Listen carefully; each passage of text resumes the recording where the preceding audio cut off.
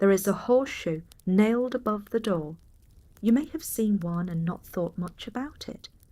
A piece of old iron curved into a U shape, fixed to a lintel or a gatepost or a stable wall, its ends pointing upward in the way that is said to keep the luck in rather than letting it spill out.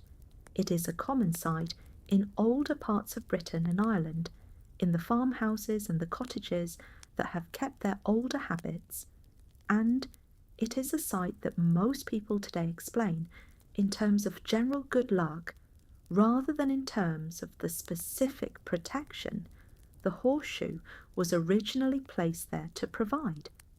It was placed there to keep the fairies out. Iron, cold iron, as the old tradition called it, the iron that had not been worked by fire into some other form, was understood across the folklore of Britain, Ireland, and much of northern Europe as one of the most reliable protections against fairy interference, not the only protection, but among the most powerful and the most consistently effective. The iron nail in the threshold, the iron knife under the pillow, the iron tongs laid across the baby's cradle, the iron horseshoe above the door, these were not superstitions in the dismissive sense of the word. They were the accumulated practical wisdom of communities that believed with considerable seriousness that the world they inhabited was shared with other beings whose nature made iron specifically and genuinely dangerous to them. Tonight, we will explore 10 quiet chapters on why iron was used against fairies, what the old tradition believed about iron's power, where that belief came from, what it meant in the daily lives of the people who held it, and what it continues to mean in the long tail of folklore, literature, and cultural memory that connects us to those people. We will begin with the nature of fairy iron aversion itself, what exactly the tradition believed iron did to fairies, and why. We will explore the deep roots of the belief in the history of metalworking, and in the transition between the Bronze Age and the Iron Age, the moment in human history that may have generated the belief in the first place. We will look at the specific protective uses of iron in the folk tradition, from the horseshoe to the knife under the cradle to the iron pins worn in clothing. We will examine what the belief reveals about the fairy folk themselves, about their nature, their vulnerabilities, and the relationship between their world and the human world of metal and fire. We will visit the related tradition of iron as a tool not just of protection, but of binding and compelling, the use of iron to constrain fairy beings as well as to repel them.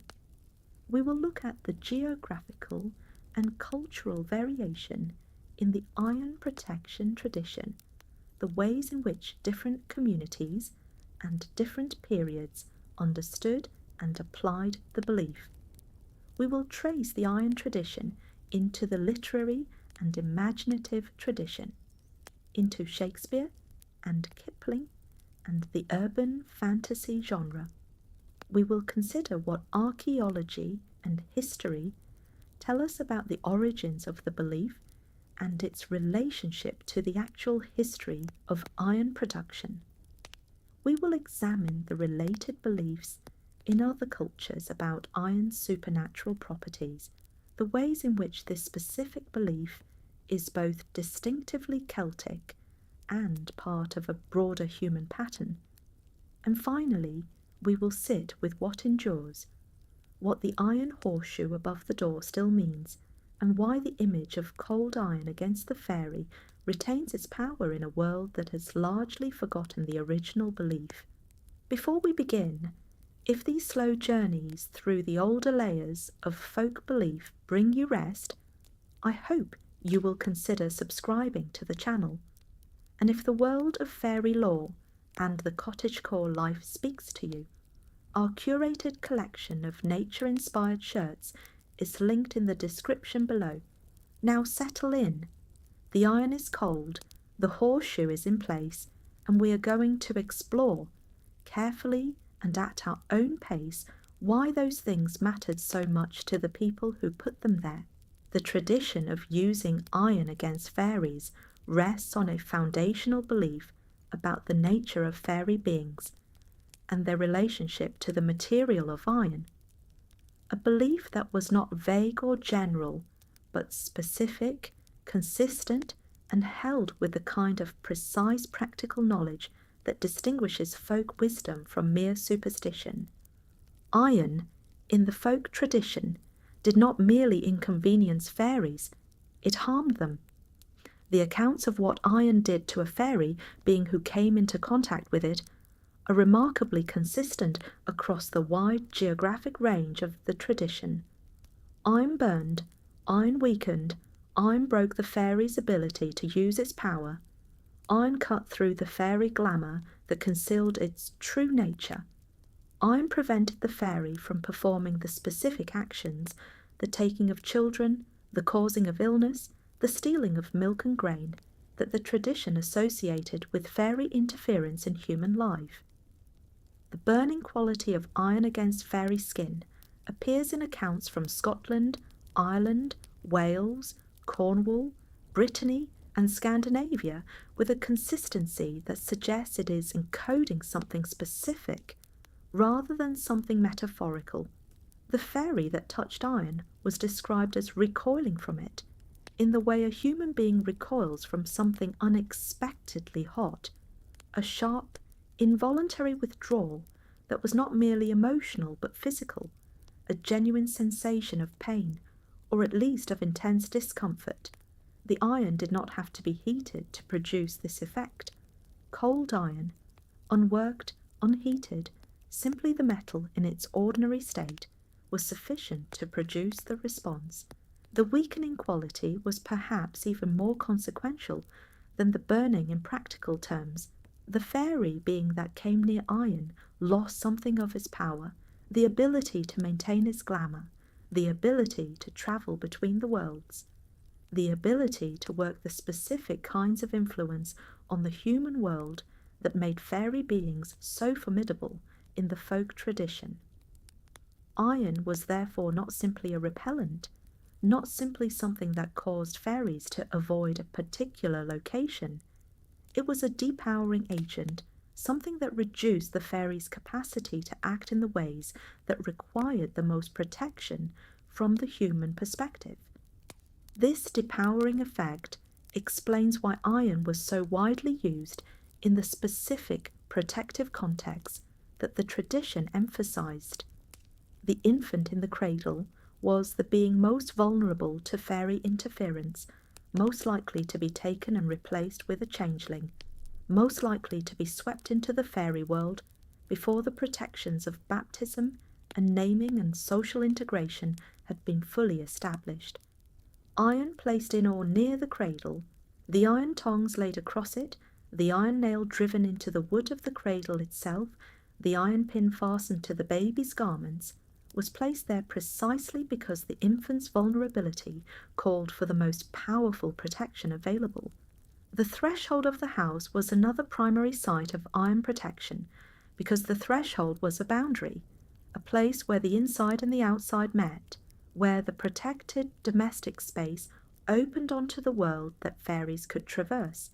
The horseshoe above the door, the iron nail driven into the lintel, the iron fire poker placed across the doorstep, these were threshold protections placed at the point where fairy beings might try to enter, rather than in the interior of the space they were meant to protect. The logic was that of all protective strategies.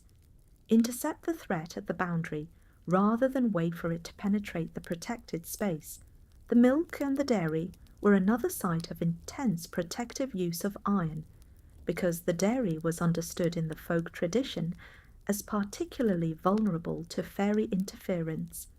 The spoiling of milk, the failure of butter to churn, the sudden and inexplicable reduction in a cow's milk yield, all of these were attributed in the tradition to fairy interference, and all of them were addressed with iron protection. Iron implements in the dairy, an iron nail in the churn, and iron tongs hung near the cow's stall. These were practical responses to practical losses that the tradition attributed to fairy activity, and that the tradition's protective technology was designed to prevent. The cutting quality of iron, its ability to cut through fairy glamour, to make visible what the fairy had concealed, was a specific and important dimension of the iron protection tradition.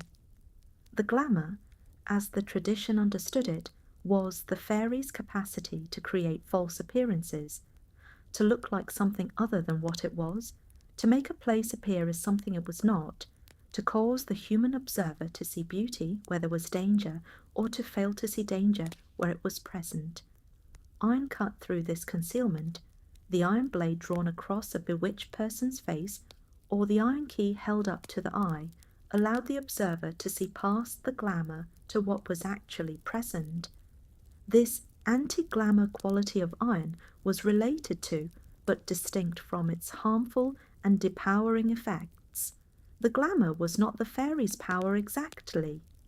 It was a specific application of the fairy's power to the manipulation of human perception. Iron's ability to neutralize the glamour was therefore a specific counter to a specific form of fairy power, and it was used in specific contexts. The suspected changeling, revealed by the iron test, the enchanted landscape seen truly through the medium of an iron implement, that the tradition addressed with some precision. The specific language used in the folk accounts to describe iron's effect on fairies is worth dwelling on, because it reveals the precision of the tradition's understanding. The accounts did not use vague language about iron being unpleasant or unwelcome to fairies. They used the language of physical injury. Iron burned, iron seared, iron caused pain in the specific way that a hot object or a sharp edge causes pain.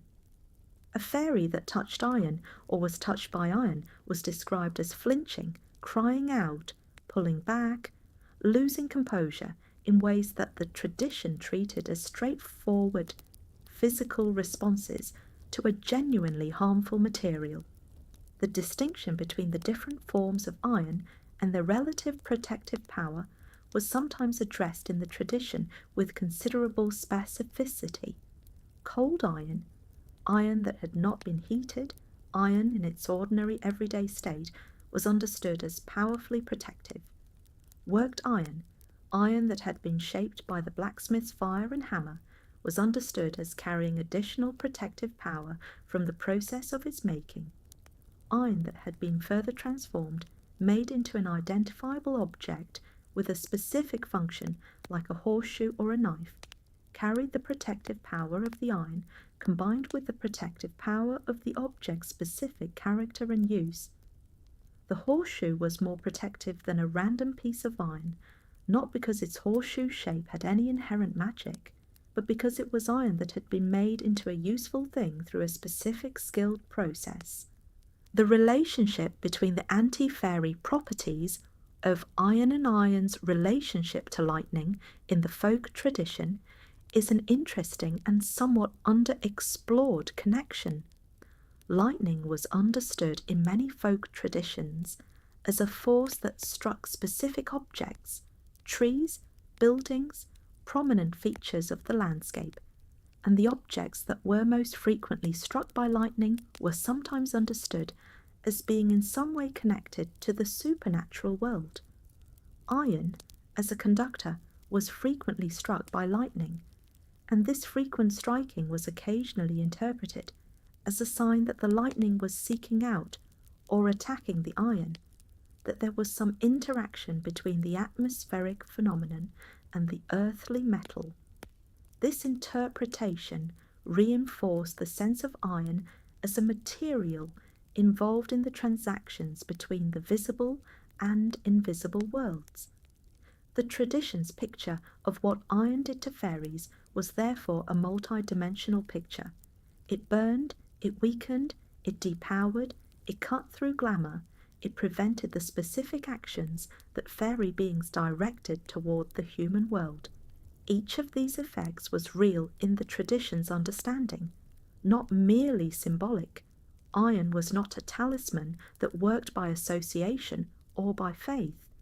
It was a material with specific properties that operated on fairy beings in specific ways, in the same way that other materials had specific properties that operated on other kinds of being. The tradition was precise about what it was claiming, and the precision is part of what makes the belief so interesting to examine. The relationship between iron's anti-fairy properties and iron's traditional association with thunder and lightning is worth examining.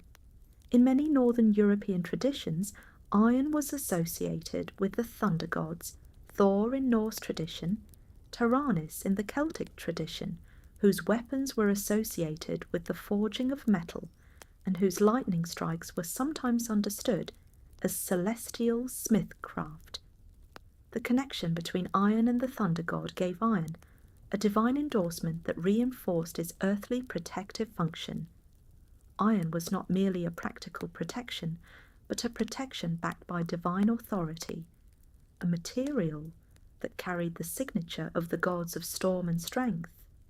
The protective power of iron in the tradition was sometimes described as operating on fairy beings at a distance, not requiring direct contact to produce its effect. A fairy being that came near a space where iron was present would feel the iron's influence before touching it, experiencing something like the discomfort that a sensitive person might experience approaching an allergen. This proximity effect reinforced the logic of placing iron at the threshold rather than inside the house. The iron at the boundary created a zone of influence that extended beyond the boundary itself, warning off fairy beings before they reached the protected space. The tradition's account of iron's effect on fairies also illuminates the relationship between iron and the specific category of fairy magic that operated through invisibility and concealment. The glamour, the fairy capacity to create false appearances, was itself a kind of covering, a veil laid over the reality of what was present. Iron's ability to cut through the glamour was therefore not merely a physical effect but an epistemological one. Iron revealed the truth that the glamour concealed, making visible what had been deliberately hidden. In this sense, iron was not only a protective material but a truth-revealing one, and the truth it revealed about the nature of what was actually present in a given space or in a given person or creature was often the most practically useful piece of information available. The tradition's picture of what iron did to fairies was therefore a multi-dimensional picture. It burned, it weakened, it depowered, it cut through glamour, it prevented the specific actions that fairy beings directed toward the human world. Each of these effects was real in the tradition's understanding, not merely symbolic. Iron was not a talisman that worked by association or by faith.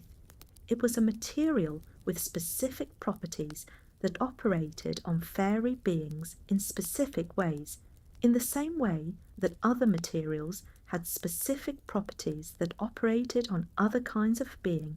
The tradition was precise about what it was claiming, and the precision is part of what makes the belief so interesting to examine. To understand why iron was understood as dangerous to fairies, it helps to understand when the belief about iron and fairies first emerged, or at least when the conditions that could have generated it first existed in human history.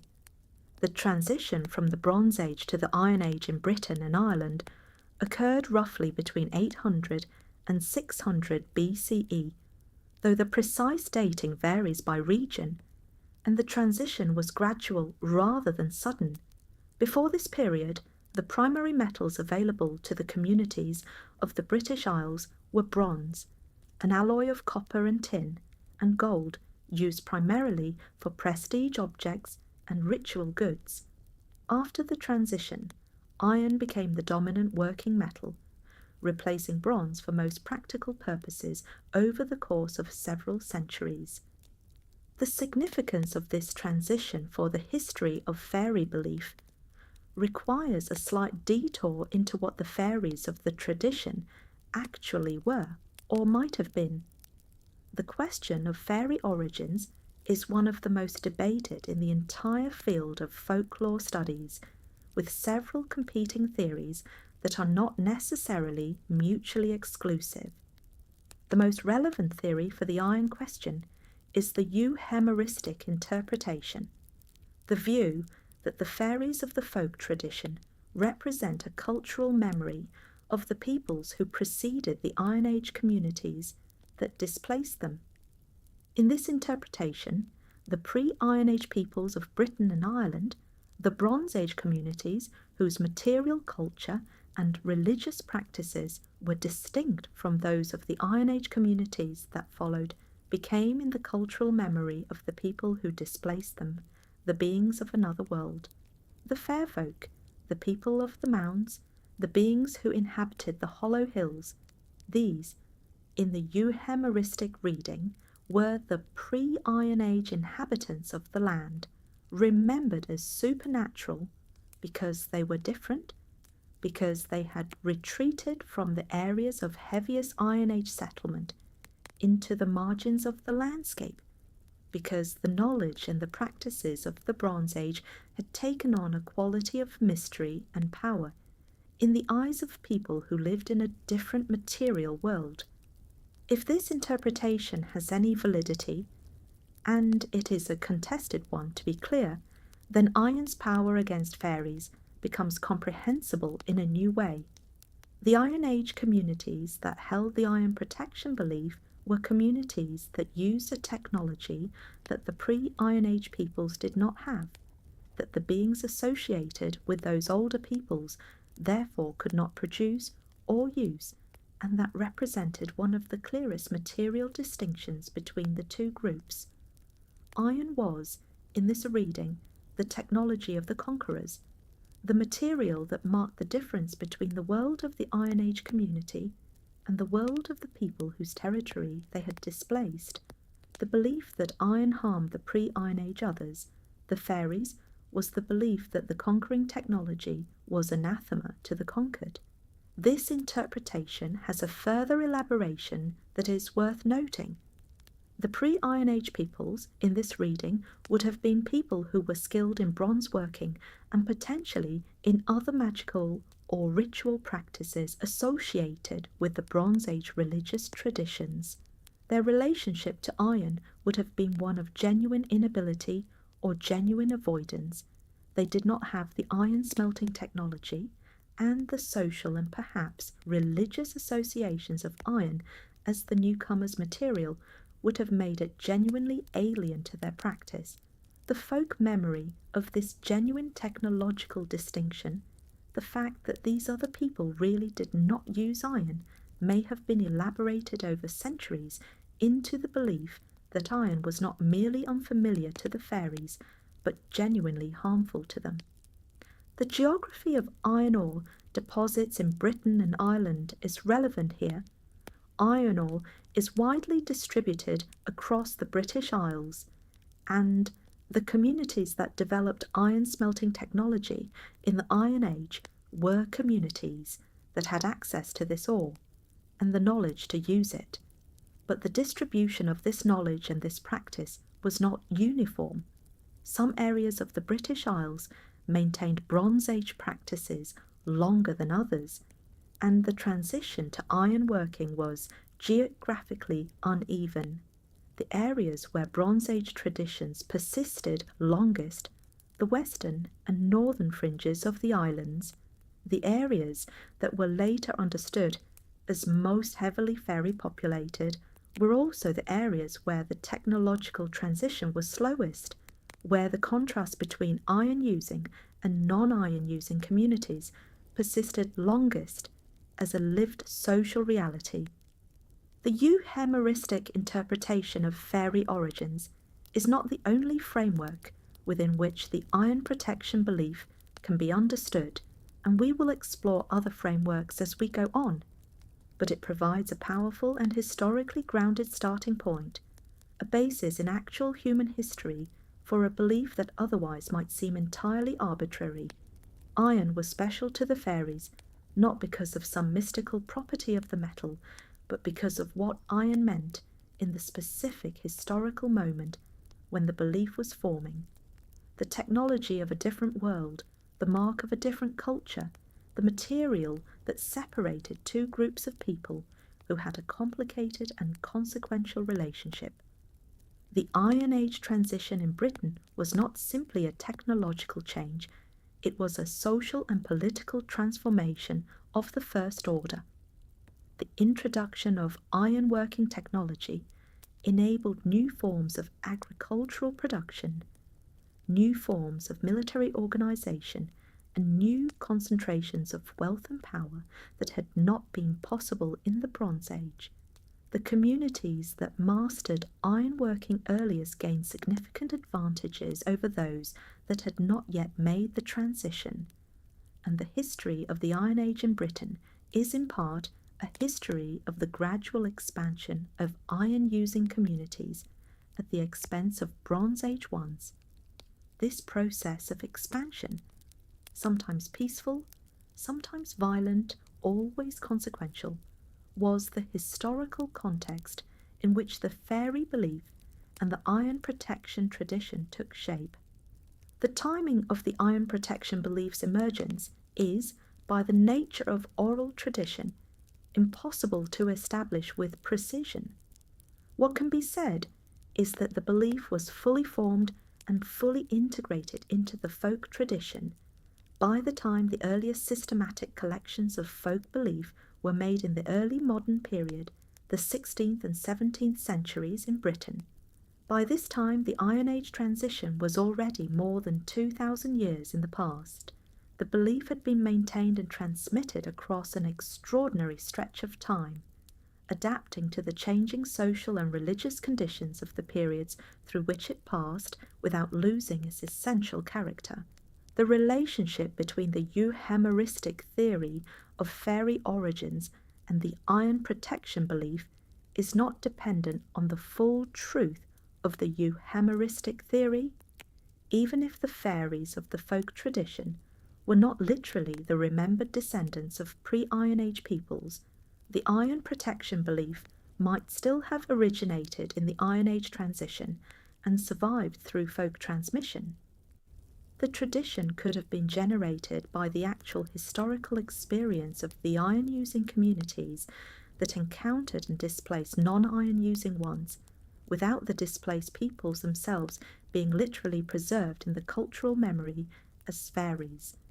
The historical experience, the encounter, the displacement, the awareness of a different people who did not use iron, would have been sufficient to generate the belief, which would then have attached itself to whatever tradition of supernatural belief was already present. The geographical distribution of iron ore deposits in Britain and Ireland is relevant to the history of the iron protection belief in a more specific way than is generally recognised. The areas of Britain that were earliest and most thoroughly converted to iron using, the south and east of England, the areas closest to the continent and most exposed to the technological innovations spreading from the continental Iron Age cultures, were also the areas where the Celtic fairy tradition was least strongly maintained and where the iron protection belief left the least distinctive traces. Conversely, the areas of strongest fairy belief, the Celtic periphery, the north and west, were the areas where iron-working technology arrived latest and where the social disruption associated with the Iron Age transition was most recently experienced within the long perspective of oral tradition. The metalworking traditions of the pre-Iron Age world, the sophisticated bronze casting of the Bronze Age, the gold working of the period, the techniques of cold hammering and annealing that Bronze Age smiths used were genuinely impressive achievements that did not simply disappear when iron technology arrived. The transition to iron was accompanied by a period of mixed practice in which bronze and iron were used simultaneously, in which the old skills survived alongside the new.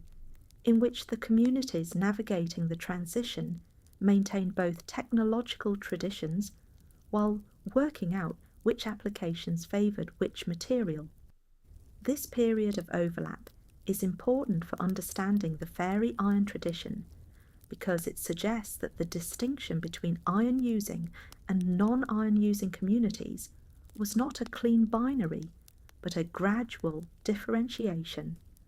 The folk memories of the pre Iron Age world that may have contributed to the fairy tradition were not memories of a simple technologically primitive people easily displaced by iron using newcomers. The Bronze Age cultures of Britain and Ireland were sophisticated societies with complex religious practices, long distance trading networks, and deep knowledge of their landscapes. If the fairy tradition encodes a memory of these people, it encodes a memory of beings who were in many ways impressive and formidable, whose knowledge of specific places and specific practices was real and acknowledged, even as their specific technological limitation made them ultimately unable to resist the Iron Age communities that succeeded them.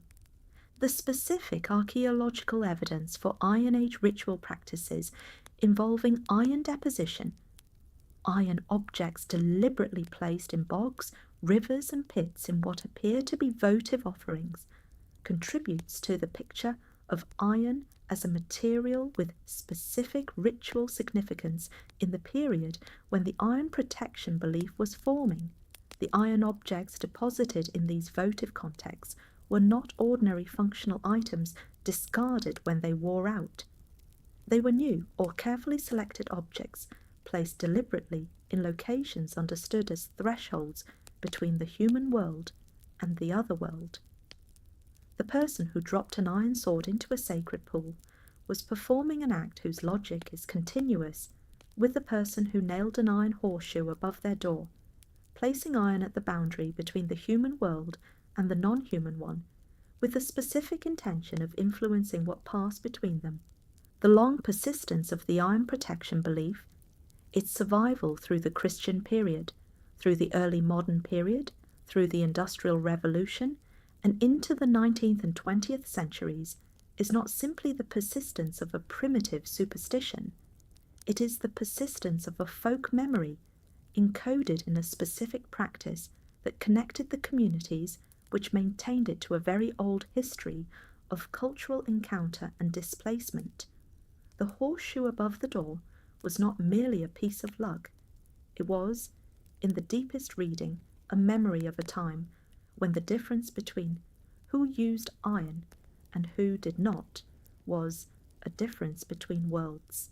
The folk tradition's use of iron as protection against fairies was not abstract or theoretical. It was embodied in specific objects, placed in specific locations, maintained by specific practices that were transmitted across generations as part of the ordinary knowledge of how to keep a household and a family safe.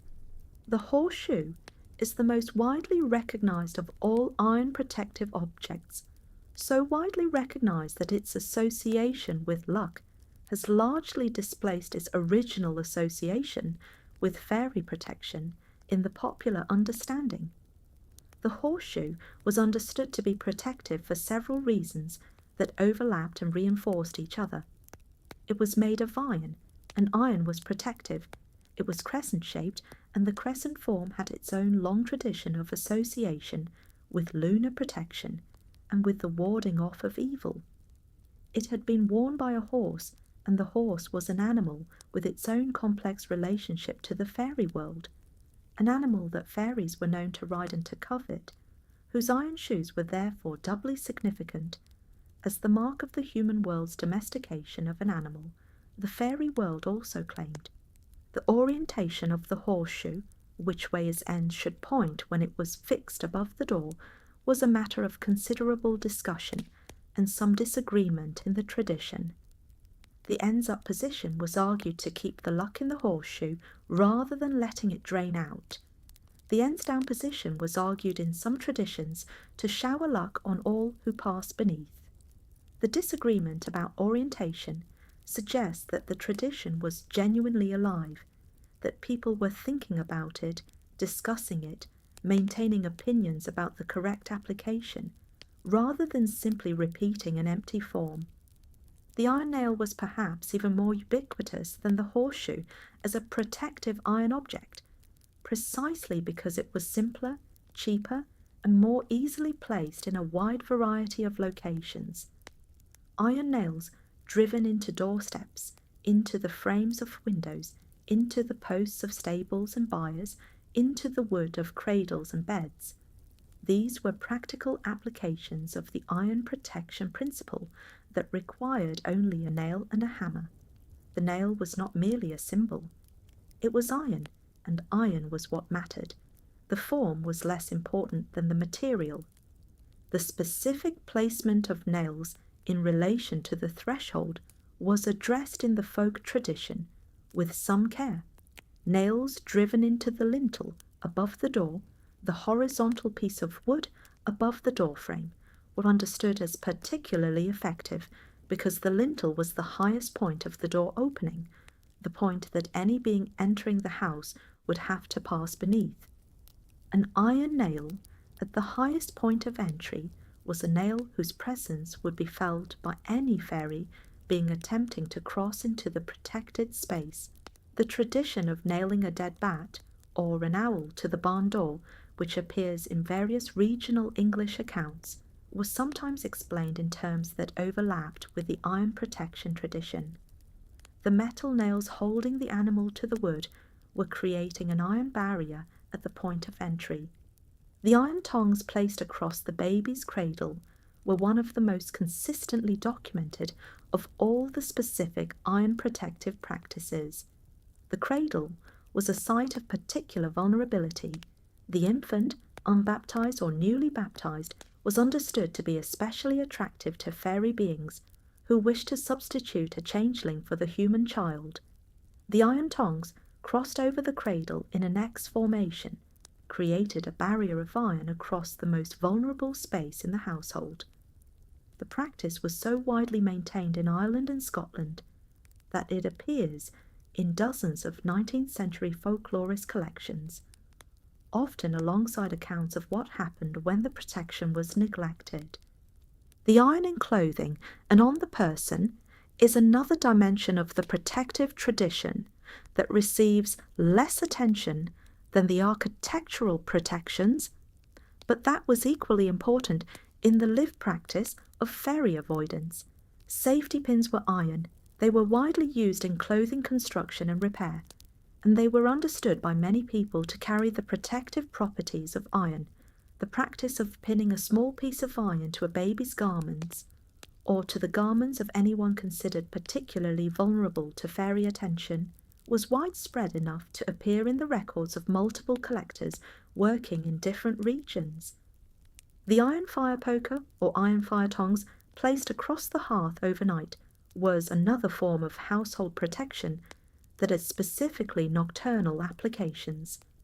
The night was the time of most active fairy movement, the time when the fairy world was closest to the human world, and the fireplace was understood as one of the entry points through which fairy beings might enter a house. Coming down the chimney or through the hearth in the manner of domestic spirits who used the same entry point, the iron across the hearth prevented this nocturnal entry in the same way that the iron above the door prevented daytime entry. The iron key was a specific object with a specific set of associations in the iron protection tradition. Keys were iron objects of particular symbolic weight. They represented access, they opened locked spaces, they were associated with control over the domestic sphere, but they were also iron objects that could be used for the specific anti-glamour function that iron performed in the tradition.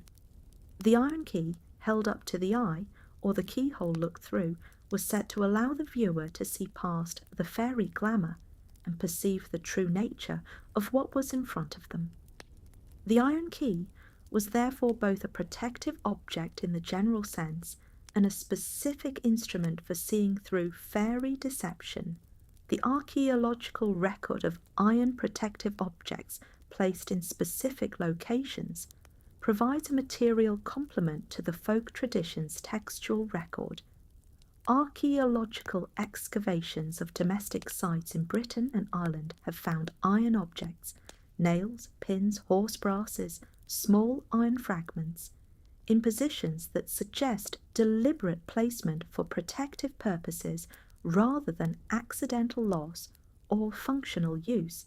Iron objects found in the foundations of buildings, beneath thresholds, in the corners of rooms, under hearthstones. These are objects in positions where their presence is not explained by ordinary domestic use and where the folk tradition's account of iron protective practices provides the most coherent explanation. The tradition of horse brasses, the decorative iron discs attached to the harness of working horses, was also understood in some traditions as carrying an iron protective function. The horse was an animal of particular significance in the fairy tradition. Horses were ridden by fairy beings. Horses were stolen or ridden to exhaustion by fairies in the night. Horses were among the domestic animals most associated with fairy interference. The iron discs of the horse brass worn on the animal itself were understood as protecting the horse from the fairy attention that its nature attracted. The decorative quality of the brass was secondary to the protective quality of the iron from which it was made. The specific form of the iron object used for protection was sometimes understood as affecting the nature or the scope of its protective power. A horseshoe offered protection specific to the tradition's understanding of the horseshoe, protection of the threshold, protection against the general category of fairy interference with the household. A knife offered protection of a more active kind, something that could be used if the situation required it, that was a weapon as well as a ward. An iron pin offered protection specific to the wearer, personal and portable rather than fixed and architectural.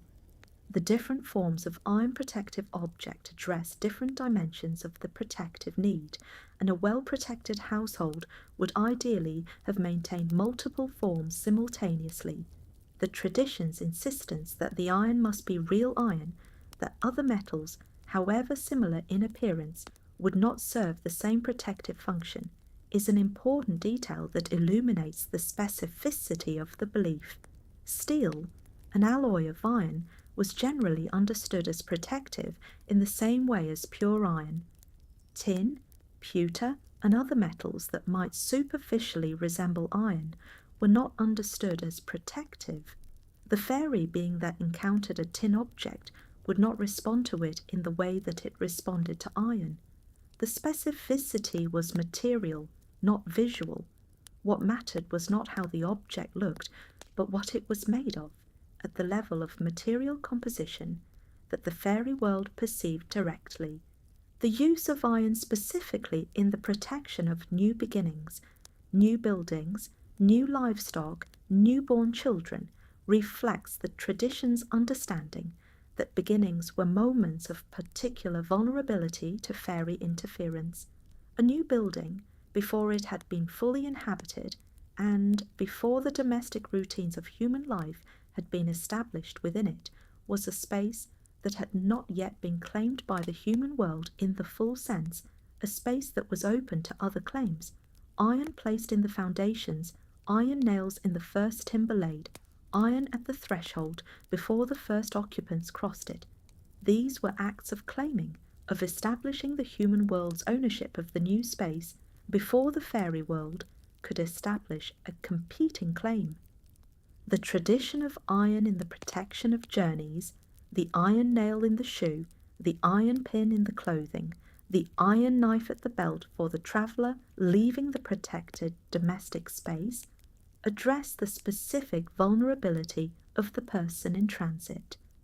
The domestic space, with its iron protections at threshold and hearth and cradle, was a space of relative safety. The road was a space where the fairy world's claims were stronger, and the human world's protections were weaker. The traveller who carried iron with them was carrying a portable version of the domestic protection. maintaining the iron boundary around themselves even in the absence of the architectural iron protections that serve them at home. The iron implements specifically associated with the protection of grain, the iron nail in the granary wall, the iron fork kept near the threshing floor, addressed a specific category of fairy interference that the tradition understood as particularly common and particularly costly. The spoiling of stored grain, the failure of harvest to yield their expected abundance, the mysterious disappearance of food that had been carefully stored, these were losses that the tradition attributed to fairy interference and that the iron protection of agricultural spaces was designed to prevent. For communities dependent on the harvest, the protection of grain stores was not a peripheral concern, but a central one, and the iron applied to protect them reflected the seriousness with which the community took the threat.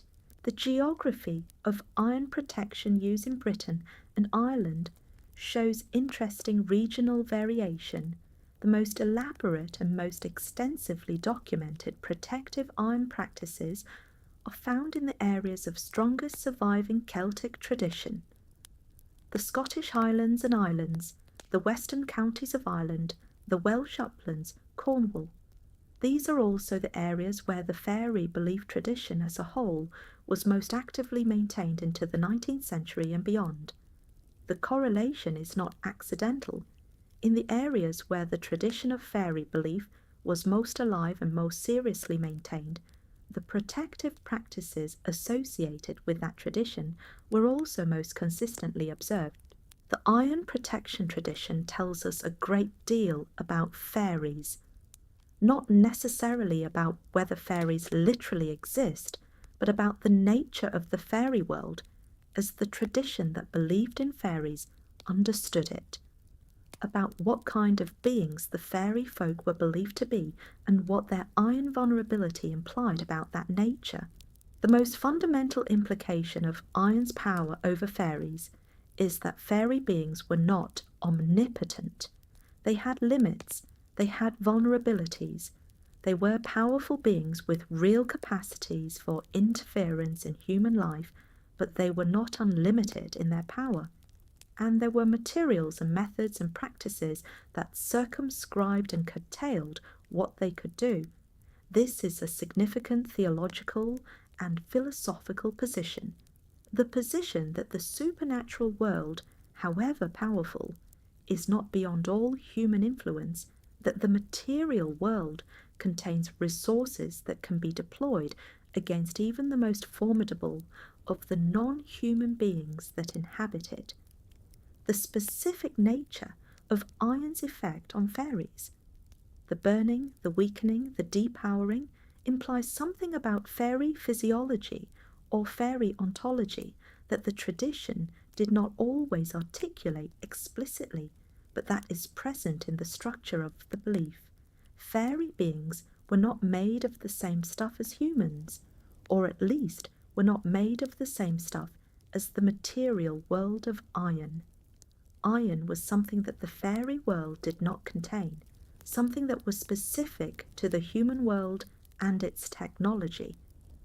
And this absence from the fairy world was what made iron so specifically effective against fairy beings. They had no natural resistance to something they had never encountered in their own world. This framing suggests an interesting model of the two worlds.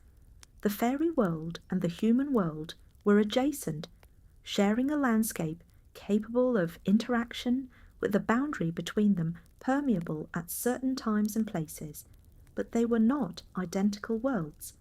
They were composed of different materials, governed by different laws, structured by different principles.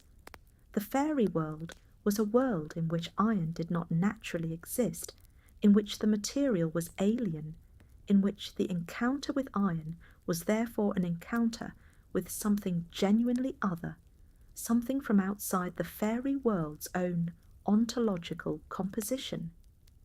The relationship between iron and the fairy folk's use of other metals is illuminating in this context.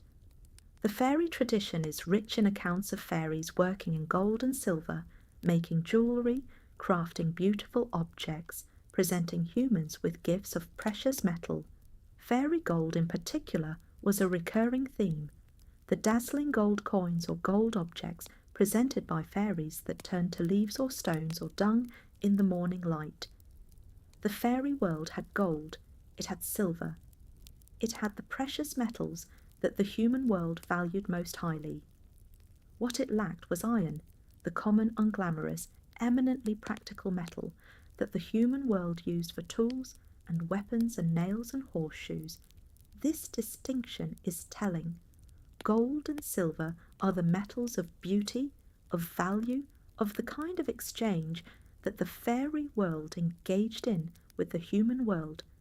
Iron is the metal of work, of practical making, of the transformation of the natural world through human skill and human effort. The fairy world had the metals of beauty and exchange, but not the metal of practical transformation.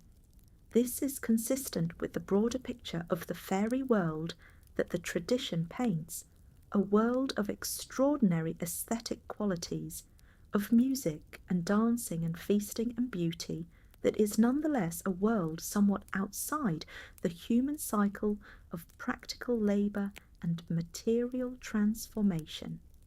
The fairy folk did not farm in the way humans farmed. They did not build in the way humans built. They did not make iron tools, because iron tools belonged to a relationship with the material world that was specifically human. The iron vulnerability also illuminates something about the fairy folk's relationship to time and change. Iron, in the historical context we examined in the previous chapter, was the metal of a specific historical moment, the Iron Age, the period of transition and displacement that may have generated the fairy belief in the first place. The fairy folk's vulnerability to iron was, in this reading, a vulnerability to the specific historical moment that had defined the relationship between the fairy world and the human world. The pre-Iron Age beings could not be harmed by bronze or gold or silver, the metals of their own world. They could be harmed by iron, the metal of the world that had displaced them. Their iron vulnerability was their historical wound. The tradition's picture of fairy beings as powerful but specifically vulnerable is also a picture of the limits of the other world's power over the human one. The fairy folk could take children, cause illness, spoil milk, lead travellers astray, create illusions, work with time in ways humans could not, but they could not overcome iron, the human world's specific technology, the one that had made the human world capable of winning the conflict that may lie at the historical root of the tradition, remained the one thing the fairy world could not match or overcome. The question of whether the iron protection tradition was aware of its own historical foundations, whether the people who maintained it understood, even dimly, that the belief had originated in the specific historical encounter between iron-using and non-iron-using communities, is a question that the historical record cannot definitively answer. What can be said is that the euhemeristic dimension of the fairy belief, the understanding of fairies as beings of the old world, beings who had been in the landscape before the current inhabitants, beings who had been displaced to the margins and to the underground spaces, was present in the tradition in ways that occasionally surfaced in explicit form. The Irish tradition's account of the Tuatha De Danann, the divine race that inhabited Ireland before the arrival of the Milesians, and that retreated into the hollow hills when displaced, is the clearest explicit expression of the euhemeristic understanding in the Celtic tradition. The Tuatha De Danann were beings of extraordinary power and extraordinary beauty, who had possessed the land of Ireland before the current inhabitants, who had retreated underground rather than being destroyed, and who continued to inhabit the landscape in an invisible but real dimension. Their inability to use iron, which is implied in several of the mythological accounts, though not always made fully explicit, is consistent with their pre-Iron Age character. They were beings of the Bronze Age world, and the Iron Age technology of the people who had displaced them was genuinely alien to their nature. The specific vulnerability of fairy beings at the moment of crossing a threshold reinforced the threshold as the primary site of iron protection. The crossing of a threshold was understood in the tradition as a moment of particular vulnerability for any being making the crossing, a moment when the being was neither fully in one world nor fully in another, when its connection to its own world was at its most attenuated, and its exposure to the other world's conditions was at its greatest. For a fairy being crossing a human threshold, this vulnerability was compounded by the iron at the threshold. Not only was the fairy in a vulnerable transitional state, but it was in the presence of the material most specifically harmful to it. The iron threshold was therefore a double protection, the threshold itself as a zone of fairy vulnerability, and the iron as the material that maximized that vulnerability. Understanding what iron reveals about fairy nature helps to explain why the iron protection tradition was maintained so seriously and for so long. The tradition was not protecting against a vague, general, supernatural threat. It was protecting against a specific, well-characterized threat with specific, well-characterized vulnerabilities. The people who placed iron at their thresholds and in their cradles knew what they were protecting against, knew why iron worked, and knew that it worked reliably when correctly applied. This specificity was one of the tradition's greatest strengths, and one of the reasons that the iron protection belief outlasted so many other folk protective practices. The tradition of fairy gold, the gold or silver coins given by fairies that transform to leaves or dung or worthless material by morning, is an interesting counterpoint to the tradition of fairy iron aversion. The fairy world gave gold because gold was the metal of the fairy world's beauty and abundance. The human world's defense against the fairy world was iron because iron was the metal of the human world's practical mastery. The fairy gift was beautiful and ultimately worthless in human terms. The human defense was unglamorous and ultimately effective in fairy terms. The symbolic contrast between fairy gold and human iron encodes something about the relationship between the two worlds that goes beyond the immediate question of protection. The specific vulnerability of infants to fairy interference, the vulnerability that made the iron protections around the cradle so important, was understood in relation to the infant's ontological status in the tradition. The unbaptized or newly baptized infant was a being that had not yet been fully claimed by the human world, not yet named in the full social sense, not yet fully integrated into the community, not yet possessed of the full package of human identity that would eventually protect it from fairy substitution. Iron placed around the infant was placing the human world's most powerful material protection around a being whose human status was not yet fully established. The iron was asserting a claim on the infant before the community's social rituals had fully made that claim. The tradition's account of iron's ability to reveal the true nature of things, to cut through fairy glamour and show what was actually present, had specific applications in the diagnosis of fairy-caused illness. The person who had been afflicted by fairy interference, who had been made ill by fairy malice, or had been placed under a fairy enchantment, could sometimes be identified by the response of their condition to iron. An iron object held over the afflicted person, or placed in contact with them, was understood as potentially revealing whether the illness was of ordinary natural origin or of supernatural fairy origin. If the person's condition changed in the presence of iron, if they reacted to it, if their symptoms altered, if they showed discomfort at the approach of iron that an ordinary sick person would not show, this was taken as evidence of fairy involvement. Understanding what iron reveals about fairy nature helps to explain why the iron protection tradition was maintained so seriously and for so long. The tradition was not protecting against a vague, general, supernatural threat.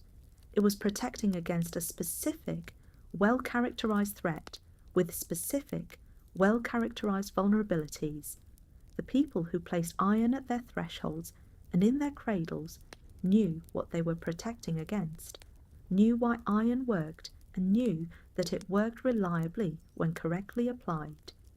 This specificity was one of the tradition's greatest strengths, and one of the reasons that the iron protection belief outlasted so many other folk protective practices. The iron protection tradition had two faces. The first, the face we have examined in detail so far, was defensive. Iron placed at boundaries and in vulnerable spaces to prevent fairy beings from entering, harming, or interfering. The second phase was offensive. Iron used not merely to repel fairies, but to bind, compel, and control them. This second dimension of the iron tradition is less widely known than the protective dimension, but equally well attested in the folk record, and it reveals a more complex relationship between iron and fairy power than simple repulsion would suggest. Iron did not merely drive fairies away. In the right hands, in the right circumstances, iron could hold a fairy being against its will, could trap it, could force it to remain in a specific location or to perform a specific action, could give the human wielding the iron a degree of control over the fairy that was otherwise entirely absent from the human-fairy relationship. The blacksmith's relationship with iron made them a figure of particular significance in the fairy protection tradition and in the tradition of fairy compulsion. The blacksmith worked with iron daily, shaped it with fire and hammer into the forms that the community needed, and in the process of that work developed a relationship with the material that the tradition understood as conferring specific spiritual and practical authority. The blacksmith who knew how to use iron against fairies was not simply a person who happened to have access to iron. They were a specialist in the material that fairies feared most, a person whose daily work was precisely the work of transforming raw iron into the objects that the community used for protection. The specific use of iron implements in the compulsion of fairy beings, in forcing a fairy to speak, to reveal its true name, to grant a wish, to release a captive, appears in numerous folk tales and in several accounts collected by 19th and early 20th century folklorists. The typical scenario involved a fairy being caught or cornered at a moment when iron was available, either brought by the human who encountered the fairy or found in the environment, and the iron used to hold the fairy in place until it had complied with whatever demand the human was making. The logic of iron compulsion was an extension of the logic of iron harm. If iron caused pain and weakness in fairy beings, then the fairy being held against an iron object or surrounded by iron was a fairy being in a state of sustained discomfort and sustained weakness, a state in which it was more susceptible to human demands than it would be in its full power. The iron did not simply prevent the fairy from leaving, it prevented the fairy from using the powers that would have allowed it to escape or to respond to the human's demands with the full force of its supernatural capacity. The changeling tradition, the practice of trying to force a suspected changeling to reveal itself and recover the stolen human child, frequently involved iron in its compulsive dimension. The suspected changeling placed near a hot iron or held near an iron implement was being subjected to the iron's weakening power in a context where the desired outcome was not protection but revelation. If the child in the cradle was a changeling rather than a human infant, the proximity of iron would cause it distress, distress that would reveal its fairy nature and potentially motivate it, or the fairies associated with it, to restore the original child. The iron circle, a circle drawn on the ground with an iron object or formed by placing iron implements in a ring, was a specific use of iron for binding in several regional traditions. The fairy, being that entered or was placed within an iron circle, was understood to be bound within it, unable to pass through the iron boundary in the same way that it was unable to cross an iron threshold. The iron circle was therefore a mobile prison, a containment strategy that could be constructed in any location where iron implements were available, and that gave the human operator a degree of control over the fairy being within it. The tradition of compelling fairies to perform work or to provide information through the use of iron constraints appears in the lore of fairy doctors and wise men and women across the Celtic traditions.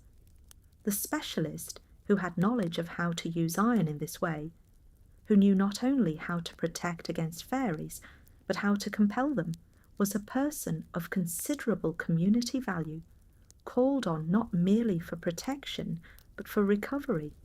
The recovery of stolen children, the recovery of stolen goods, the resolution of situations where fairy interference had created a problem that required fairy cooperation to resolve. The two-faced nature of the iron tradition, protection and compulsion simultaneously, reflects a sophisticated understanding of the fairy world and the human world's relationship to it. The fairy folk were not simply enemies to be kept at bay. They were also beings with knowledge, with power, and with a capacity for service that could be accessed under the right conditions. Iron was the key to both dimensions of this relationship. It protected when protection was needed, and it compelled when compulsion was possible. The community that understood and correctly used iron was a community that had, in principle, the means to manage its relationship with the fairy world, rather than simply being at the fairy world's mercy. The iron compulsion tradition intersects with the broader folk tradition of fairy capture in ways that illuminate the range of possible human-fairy relationships. The fairy world in the folk tradition was not exclusively threatening. There were benefits that fairy contact could bring, knowledge that fairies possessed, services that fairies could be compelled to perform. The capture and compulsion of a fairy being through the use of iron was therefore not merely a defensive operation, but a potentially profitable one, a means of accessing the fairy world's specific resources while managing the risks that fairy contact entailed. The leprechaun tradition in Irish folklore is one of the most familiar expressions of the iron compulsion logic. The leprechaun, the solitary fairy craftsman, shoemaker to the fairy world, was a being whose capture could yield a crock of gold if the captor maintained the hold. The mechanism of capture in the tradition was typically the forceful seizure, followed by the maintained visual grip. The leprechaun could not escape while the human's eyes were upon it. But some versions of the leprechaun tradition incorporated iron into the capture and holding. The iron grip, the iron constraint that prevented the leprechaun from using its fairy powers to escape the human's grasp. The tradition of iron nails driven through the shadow of a fairy being or of a person under fairy influence represents an interesting variant of the iron compulsion tradition. The shadow, in many folk traditions, was understood as having a quasi-independent existence, as being connected to the person who cast it in ways that made it susceptible to magical manipulation. Driving an iron nail through the shadow of a fairy being or through the shadow of a changeling was understood as binding the being to the spot, immobilizing it through the iron nail's combined ability to penetrate the shadow's connection to the being and to maintain the iron's presence in that connection. The two-faced nature of the iron tradition, protection and compulsion simultaneously, reflects a sophisticated understanding of the fairy world and the human world's relationship to it. The fairy folk were not simply enemies to be kept at bay. They were also beings with knowledge, with power, and with a capacity for service that could be accessed under the right conditions. Iron was the key to both dimensions of this relationship. It protected when protection was needed, and it compelled when compulsion was possible. The community that understood and correctly used iron was a community that had, in principle, the means to manage its relationship with the fairy world, rather than simply being at the fairy world's mercy. The tradition of iron rings and iron circles as binding devices for fairy beings has an interesting relationship to the tradition of iron circles as protective spaces for humans. The same principle that fairy beings could not pass through an iron boundary was applied in both directions. The iron circle that kept fairies out of a protected human space was the same kind of circle that kept a captured fairy in a bounded fairy space. The symmetry of the protection suggests a deep consistency in the underlying logic. Iron created boundaries that fairy beings could not cross, whether those boundaries were intended to protect or to confine. The relationship between iron compulsion and the tradition of fairy debt and obligation is worth noting. The fairy world, as we explored in an earlier script in this series, operated according to a strict economy of obligation, of gifts and countergifts, of debts incurred and debts collected. The compulsion of a fairy being through iron was understood in some accounts as creating a specific obligation. The fairy that had been compelled by iron owed something to the human who had compelled it, in the same way that the fairy whose gift had been refused or improperly received was owed something by the human who had violated the gift economy's rules. Iron compulsion was therefore not a violation of the fairy world's own logic, but an application of that logic. The human who held a fairy in iron was exercising a form of power that the fairy world recognized, even as it resented. The specific figure of the iron-wielding hero in Celtic mythology, the champion who used an iron weapon against supernatural opponents, provides a mythological counterpart to the folk tradition's account of iron compulsion. Cuchulain's iron spear, the iron weapons of the Fianna, the various mythological heroes whose iron arms allowed them to prevail against supernatural opponents. These mythological figures enacted on the grand narrative scale the same logic that the folk tradition applied in the domestic and practical scale. The iron weapon that overcame the supernatural opponent in mythology was the mythological ancestor of the iron nail that prevented fairy entry at the threshold. Both were expressions of the same fundamental understanding that iron gave the human world a specific and reliable advantage in its encounters with the non-human world. The mythology and the folk practice were not separate traditions, but two registers of the same belief. The heroic register and the domestic register, the grand and the everyday, both encoding the understanding that iron was the human world's most reliable instrument in its relationship with what lay beyond. The blacksmith, who could make iron protective objects, the wise woman who knew how to use iron for compulsion, the farmer who maintained the iron protections at the threshold, and the cradle, these were people engaged in a complex, ongoing relationship with a world adjacent to their own. The iron was their primary instrument in that relationship, and they used it with the precision and the confidence of people who had accumulated generations of practical knowledge about what worked and what did not. The iron protection tradition was not a single uniform belief maintained in the same way across all the communities that held it. It was a family of related beliefs sharing a common core. Iron harmed fairies, iron could protect humans from fairy interference, but varying considerably in the specific forms the protection took, the specific circumstances in which it was required, and the specific understanding of why iron worked as it did, the Scottish Gaelic tradition provides some of the most elaborate and most extensively documented expressions of the iron protection belief.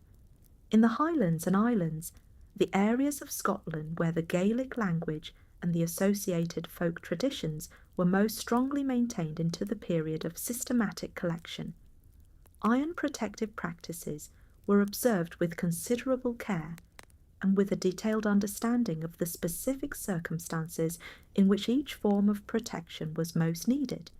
The iron placed over the cradle, the iron nail in the threshold, the iron poker left across the hearth, the iron horseshoe above the stable door, each of these was understood in the Highland tradition as addressing a specific form of fairy threat in a specific location. The Scottish tradition also preserves some of the most detailed accounts of what happened when iron protection was neglected. The changeling accounts from the Highlands, collected by figures like John Gregerson Campbell and Alexander Carmichael in the 19th century, frequently specify that the iron protection had been removed or had not been put in place at the critical moment, and that this absence was what had allowed the fairy substitution to occur. The narrative structure of these accounts, protection absent, fairy intervention successful, discovery, recovery, encoded the iron protection belief in a form that functioned as instruction. Maintain the iron, or this will happen to you. The Irish tradition, while sharing the core iron protection belief with the Scottish, showed its own characteristic emphases. The Irish fairy world, the world of the Sidhe, the Tuatha De Danann, the beings who inhabited the hollow hills and the liminal places of the Irish landscape, was understood in terms that had been shaped by the specifically Irish mythological tradition, and the iron protection belief in Ireland was correspondingly shaped by that tradition. The Irish accounts of iron protection tend to emphasize the physical suffering that iron caused to fairy beings, the burning, the pain, the incapacity, more explicitly than the Scottish accounts, and the Irish tradition preserves more accounts of iron used offensively rather than merely defensively. The Welsh tradition had its own distinct character. The Tylwyth Teg, the fair family of Welsh fairy belief, were understood as beings of considerable beauty and considerable power, whose relationship to iron was the same as in the broader Celtic tradition, but whose specific characteristics gave the iron protection practice a somewhat different emotional register. The Welsh accounts of iron protection are sometimes more sympathetic to the fairy folk than their Scottish or Irish equivalents.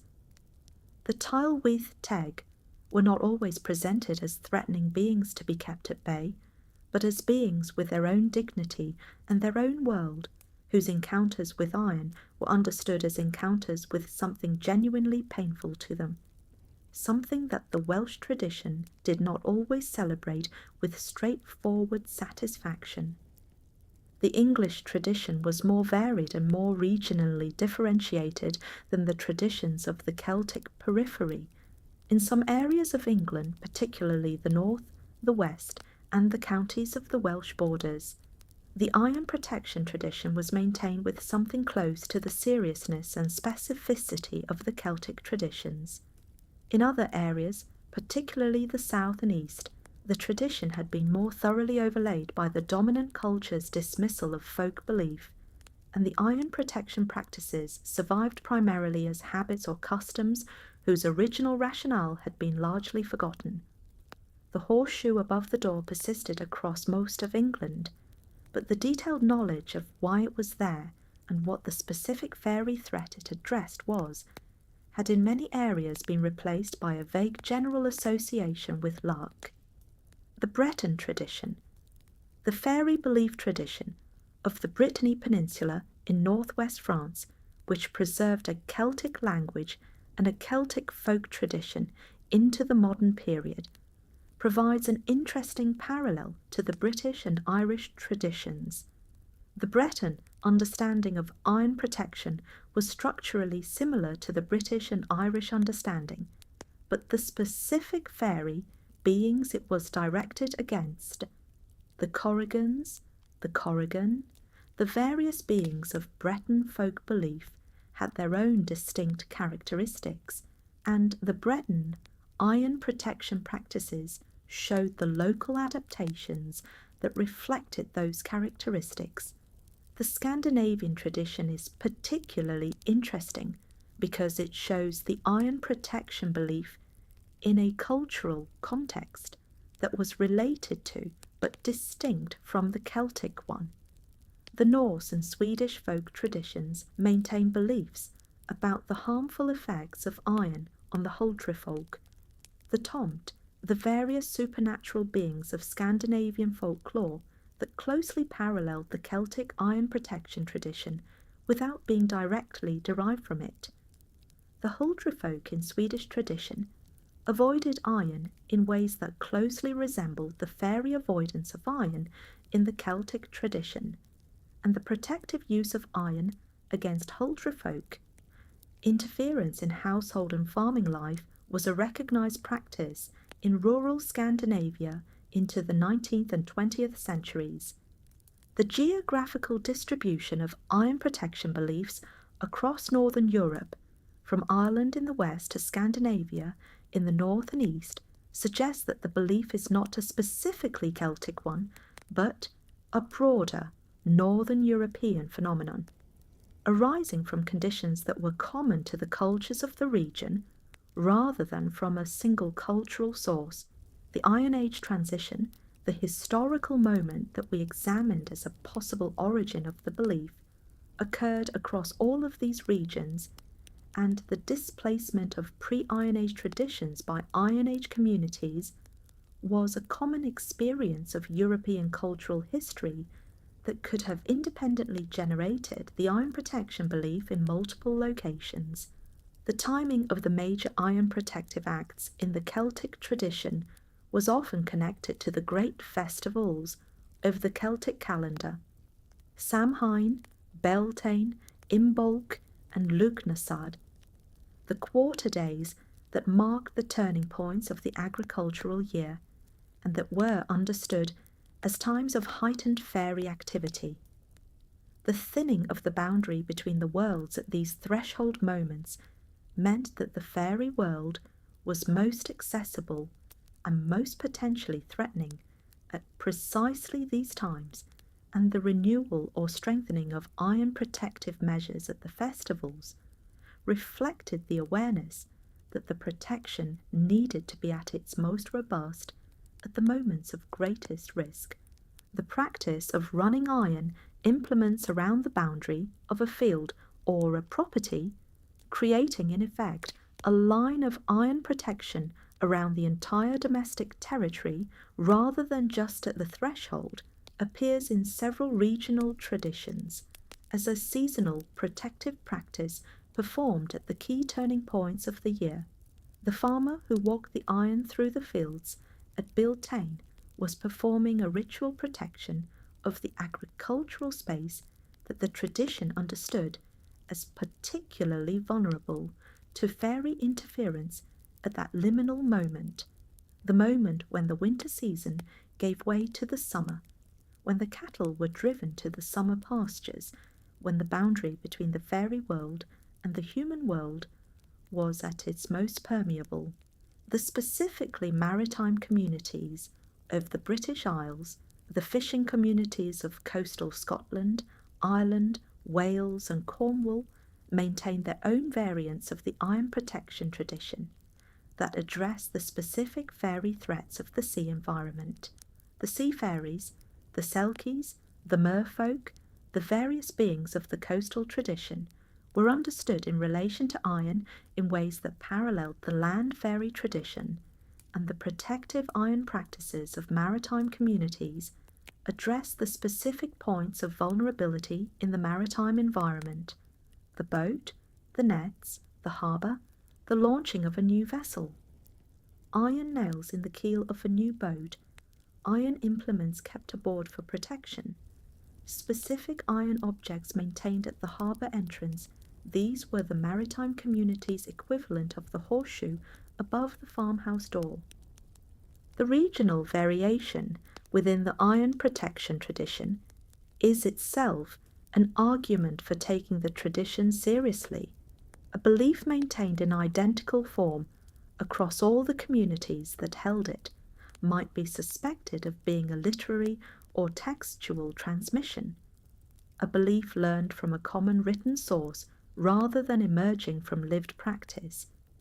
The variations in the iron protection tradition, the different objects used, the different locations emphasized, the different understanding of why iron worked, are the variations of a belief that was independently maintained, adapted to local conditions, and kept alive through practice rather than through reading. This is the character of genuine folk knowledge, and it is part of what makes the iron protection tradition one of the most interesting survivals in the folk record. The island communities of the British Isles, the Orkney and Shetland Islands, the Hebrides, the Isle of Man, the various smaller islands of the Irish coast maintain their own particularly vivid iron protection traditions, shaped by the island experience of relative isolation and particular exposure to the forces of the natural world. The island folk traditions around iron were in some cases more elaborate than those of the mainland, reflecting both the stronger survival of older traditions in geographically isolated communities and the specific character of island life in which the sea and the weather and the various non-human presences of the natural world were felt with particular immediacy. The tradition of iron in the protection of wells and springs, placing an iron object near the water source or dropping iron into the well, reflects the traditional understanding of wells and springs as liminal spaces, as points where the underground world, which was also in some sense the fairy world, communicated with the surface world. The water that came from deep in the earth was water that had passed through the fairy realm, and the well or spring from which it emerged was therefore a point of contact between the two worlds that required protective management. Iron at the well was iron at a threshold even more fundamental than the threshold of the house, a threshold at which the other world was most directly accessible. The regional variation within the iron protection tradition is itself an argument for taking the tradition seriously, a belief maintained in identical form across all the communities that held it might be suspected of being a literary or textual transmission, a belief learned from a common written source rather than emerging from lived practice. The variations in the iron protection tradition, the different objects used, the different locations emphasized, the different understanding of why iron worked, are the variations of a belief that was independently maintained, adapted to local conditions, and kept alive through practice rather than through reading. This is the character of genuine folk knowledge, and it is part of what makes the iron protection tradition one of the most interesting survivals in the folk record. In the iron protection tradition, no figure was more significant, more symbolically loaded, or more practically important than the blacksmith. The blacksmith worked with iron. More than that, the blacksmith transformed iron. The raw ore, the bloom from the furnace, the bar of wrought iron from the merchant, these were the materials that the blacksmith's skill and fire turned into the nails and horseshoes and tools and weapons that the community used. The blacksmith's relationship to iron was therefore not the passive relationship of the person who owned an iron object, but the active relationship of the person who made iron objects, who understood the material in its working state, who shaped it, who knew its properties from daily encounter with it at the height of its heat and the depth of its cold. This active relationship with iron gave the blacksmith a specific authority in the fairy protection tradition. If iron was the primary material defense against fairy interference, then the person who made iron objects was the person who controlled the supply of that defence. The blacksmith who made a horseshoe was making a protective object. The blacksmith who drove an iron nail was driving a nail that would serve as a ward. The blacksmith who forged an iron blade was forging a tool with specific anti-fairy properties alongside its ordinary practical function. Every object the blacksmith made carried the protective character of the material from which it was made. The smithy itself was understood in some traditions as a protected space, the constant presence of iron tools, iron implements, the iron anvil that was the smithy's defining object, made the smithy a place where fairy beings were unlikely to venture and where their power was reduced if they did. The person who needed protection, who had reason to fear fairy attention, might seek the smithy as a refuge in the same way that a later tradition might seek a church. The iron-saturated environment of the smithy was, in the logic of the tradition, among the least hospitable places in the landscape for any being of the fairy world. The blacksmith's fire added a further dimension to this association. Fire was itself a protective element in many folk traditions. The hearth fire that kept the house warm also kept malevolent presences at bay, and the Beltane fires of the Celtic calendar were understood as purificatory and protective, as well as celebratory. The blacksmith's fire was fire at its most intense, the forge fire that could bring iron itself to a plastic state, that could transform the hardest of metals into something that could be shaped by human hands. The combination of iron and fire in the blacksmith's work gave the smithy a double protective character that no other craft environment could match. The smith god in various mythological traditions reflects the deep cultural significance of ironworking as a category of human activity. Gavanan in Welsh mythology, Goi Bniw in Irish mythology, Hephaestus in Greek mythology, Vulcan in Roman mythology. These were gods of the forge, divine patrons of the ironworking craft, whose mythological roles reflected the real social significance of the blacksmith in the communities that honoured them. The smith god was typically a figure with specific relationships to the other divine beings of the tradition, sometimes a liminal figure, sometimes an outsider, sometimes a being of extraordinary skill, whose craft gave them access and authority that other divine beings did not possess. The Celtic smith god traditions are particularly relevant to the iron protection belief. Gavanan and Goi Bniw were not merely craftsmen in the ordinary sense. They were makers of the weapons that the divine beings used in their wars against their enemies, and their craft was understood as a specific form of divine power. The weapons they made were more than ordinary iron. They were iron shaped by divine skill into forms that had specific powers against the beings they were meant to harm. The magical weapons of Celtic mythology, the spear that always found its mark, the sword from which no one recovered, the shield that could not be penetrated, were the products of divine smithcraft, and the divine smith's work was continuous with the ordinary blacksmith's work in the folk tradition. The blacksmith's social position in Celtic communities reflected the spiritual and magical significance attributed to the craft. Blacksmiths in medieval Ireland were members of a recognised learned class, the Aes Dana, the people of skill, whose status was formalised in the legal codes of the period. The blacksmith was not a mere tradesman, but a specialist in a craft that was understood as touching on dimensions of the world that ordinary trades did not reach. The legal protections afforded to blacksmiths, the specific protocols for their relationship with clients and with the community, the traditions around the transmission of the craft, all of these reflected an understanding of ironworking as something more than a practical skill. The horseshoe that the blacksmith made accumulated its protective power from two sources simultaneously, the iron from which it was made and the skill of the person who had shaped it. A horseshoe made by a blacksmith of reputation was understood in some traditions as more powerfully protective than a horseshoe made by a less skilled smith, because the skill of the making was itself a form of protection.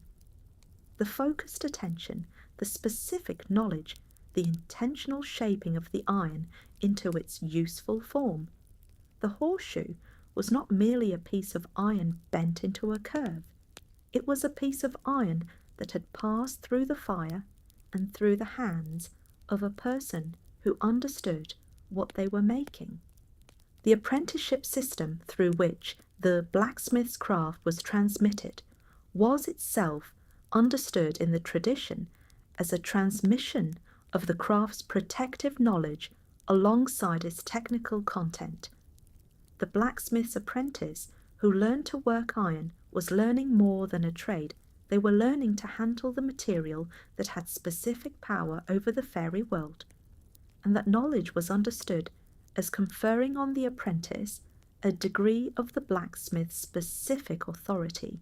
The skilled journeyman blacksmith who had completed their apprenticeship was not merely a metalworker, but a person who had been initiated into the handling of the most powerfully protective material in the folk tradition. The tradition of the fairy smith, the supernatural smith, the smith who worked for the fairy world, or who had learned their craft from the fairy world, represents an interesting variant of the broader blacksmith tradition. The fairy smith appears in several Celtic traditions as a being who possessed smith knowledge of extraordinary scope, whose work produced objects with properties that exceeded what any ordinary human blacksmith could achieve. The fairy smith's ironworking was not hampered by the iron aversion that affected other fairy beings. The tradition managed this apparent contradiction by understanding the fairy smith as a being who had specifically mastered iron rather than simply avoided it, who had developed a relationship to the material that made them exceptional among the fairy folk. The decline of the blacksmith as a central figure in rural communities, the process that accelerated through the Industrial Revolution, and that effectively ended the traditional village smithy as a living institution by the mid-20th century in most of Britain, was also the decline of one of the most important figures in the folk tradition of iron protection. With the blacksmith gone, the community lost not merely a craftsman, but a specialist in the primary material of supernatural defence and the iron protective objects that remained in use. The horseshoes above the doors, the occasional iron nail in a threshold, were increasingly objects whose origin had been forgotten, whose maker was unknown, whose connection to the living tradition of ironworking and fairy protection had been severed. The Scottish tradition of the cunning man or wise woman who specialised in fairy interaction drew heavily on the blacksmith tradition when iron compulsion or iron protection was required. The fairy doctor who needed to compel a fairy being or to perform a rescue from fairy captivity often worked in collaboration with the local blacksmith whose specific knowledge of iron and whose specific authority in relation to iron-based protection were indispensable to the more demanding aspects of fairy management. The collaboration between the fairy doctor's ritual knowledge and the blacksmith's material knowledge was, in these accounts, what made the most challenging fairy situations manageable. The specific traditions around the anvil in the smithy added to the blacksmith's protective significance. The anvil, the iron block on which the smith's work was done, was the smithy's most permanent and most massive iron object, and it was understood in some traditions as having accumulated, through its years of service, a particular concentration of iron's protective power. The anvil that had been used in a smithy for generations was not merely a tool, but a guardian, an object saturated with the accumulated iron working of the generations of smiths who had worked at it. In some traditions, the anvil itself was invoked in protective rituals, its permanence and its mass lending authority to the ritual it was part of. The tradition of the horseshoe nail, The iron nail used to attach the horseshoe to the horse's hoof had its own specific protective associations in some regional traditions. The horseshoe nail that had fallen from a working horse's hoof was understood as an object that had been shaped by the blacksmith, had been worn by a horse, and had then been released through ordinary use rather than deliberate removal, making it an object with a specific history of service that added to its protective potency. Found horseshoe nails were therefore valued protective objects. In some traditions, their accidental discovery understood as a gift rather than a random occurrence, the tradition of the fairy smith's secret, the knowledge of ironworking techniques that was understood as both professionally valuable and spiritually significant, had its own relationship to the iron protection tradition. The blacksmith who kept the specifics of their technique private was not merely protecting trade secrets. They were maintaining a body of knowledge that the tradition understood as having specific power, power that derived from the intimate understanding of iron and its properties that daily working with the material produced. The passing of this knowledge from master to apprentice was understood as the passing of more than technical instruction. It was the passing of a specific relationship to the most powerfully protective material in the tradition. The decline of the blacksmith as a central figure in rural communities, the process that accelerated through the Industrial Revolution, and that effectively ended the traditional village smithy as a living institution by the mid-20th century in most of Britain, was also the decline of one of the most important figures in the folk tradition of iron protection. With the blacksmith gone, the community lost not merely a craftsman, but a specialist in the primary material of supernatural defence, and the iron protective objects that remained in use, the horseshoes above the doors, the occasional iron nail in a threshold, were increasingly objects whose origin had been forgotten, whose maker was unknown, whose connection to the living tradition of iron working and fairy protection had been severed. The iron protection belief moved from folk practice into the literary imagination at an early stage, and it has never entirely left the literary tradition, appearing in works ranging from Elizabethan theatre to Victorian poetry to contemporary fantasy, in forms that preserve, transform, and sometimes reinvent the original folk belief. Shakespeare's engagement with fairy belief, most fully expressed in A Midsummer Night's Dream and in The Merry Wives of Windsor, draws on the folk tradition of his time with a depth of knowledge that suggests genuine familiarity with the living practice of fairy belief rather than simply bookish acquaintance with classical or literary sources. The fairies of A Midsummer Night's Dream are beings of the folk tradition, beings with real power over the human world, beings who can influence dreams and desires and perceptions, beings whose activities are directly responsive to the human world's conditions. Shakespeare does not explicitly invoke the iron protection tradition in the dream, but his fairies operate in a world in which the folk tradition's understanding of fairy nature was the background assumption, and the iron protection belief was part of that background. The Merry Wives of Windsor engages more directly with the practical folk tradition around fairies, including the practice of pinching, the belief that fairies could harm humans through unexplained nocturnal pinching, which was a recognised form of fairy interference in the tradition. Ford's scheme to expose Falstaff through the medium of a pretended fairy encounter draws on the community's knowledge of what fairies were and what they did, including the physical harm they could inflict. The fairies in Merry Wives are performed by children rather than supernatural beings, but the tradition they perform, including the relationship between fairies and the moral evaluation of the humans they encounter, is drawn from the living folk belief of the period.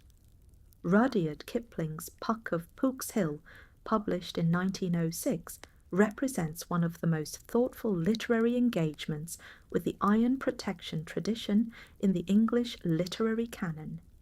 Kipling's Puck, the last of the old things who can move freely in the human world, is a figure deeply embedded in the iron tradition, and one of the most striking moments in the book involves the gifting of the children with a piece of cold iron as the one gift that Puck can give them that will serve as genuine protection. Kipling's use of the iron tradition is informed by serious engagement with the folk material of the Sussex and Kent countryside where the book is set, and his Puck is a figure who fully understands and operates within the tradition's logic. Kipling's poem Cold Iron, which appears in Puck of Pook's Hill, is perhaps the most explicit and most sustained literary treatment of the iron protection tradition in English verse.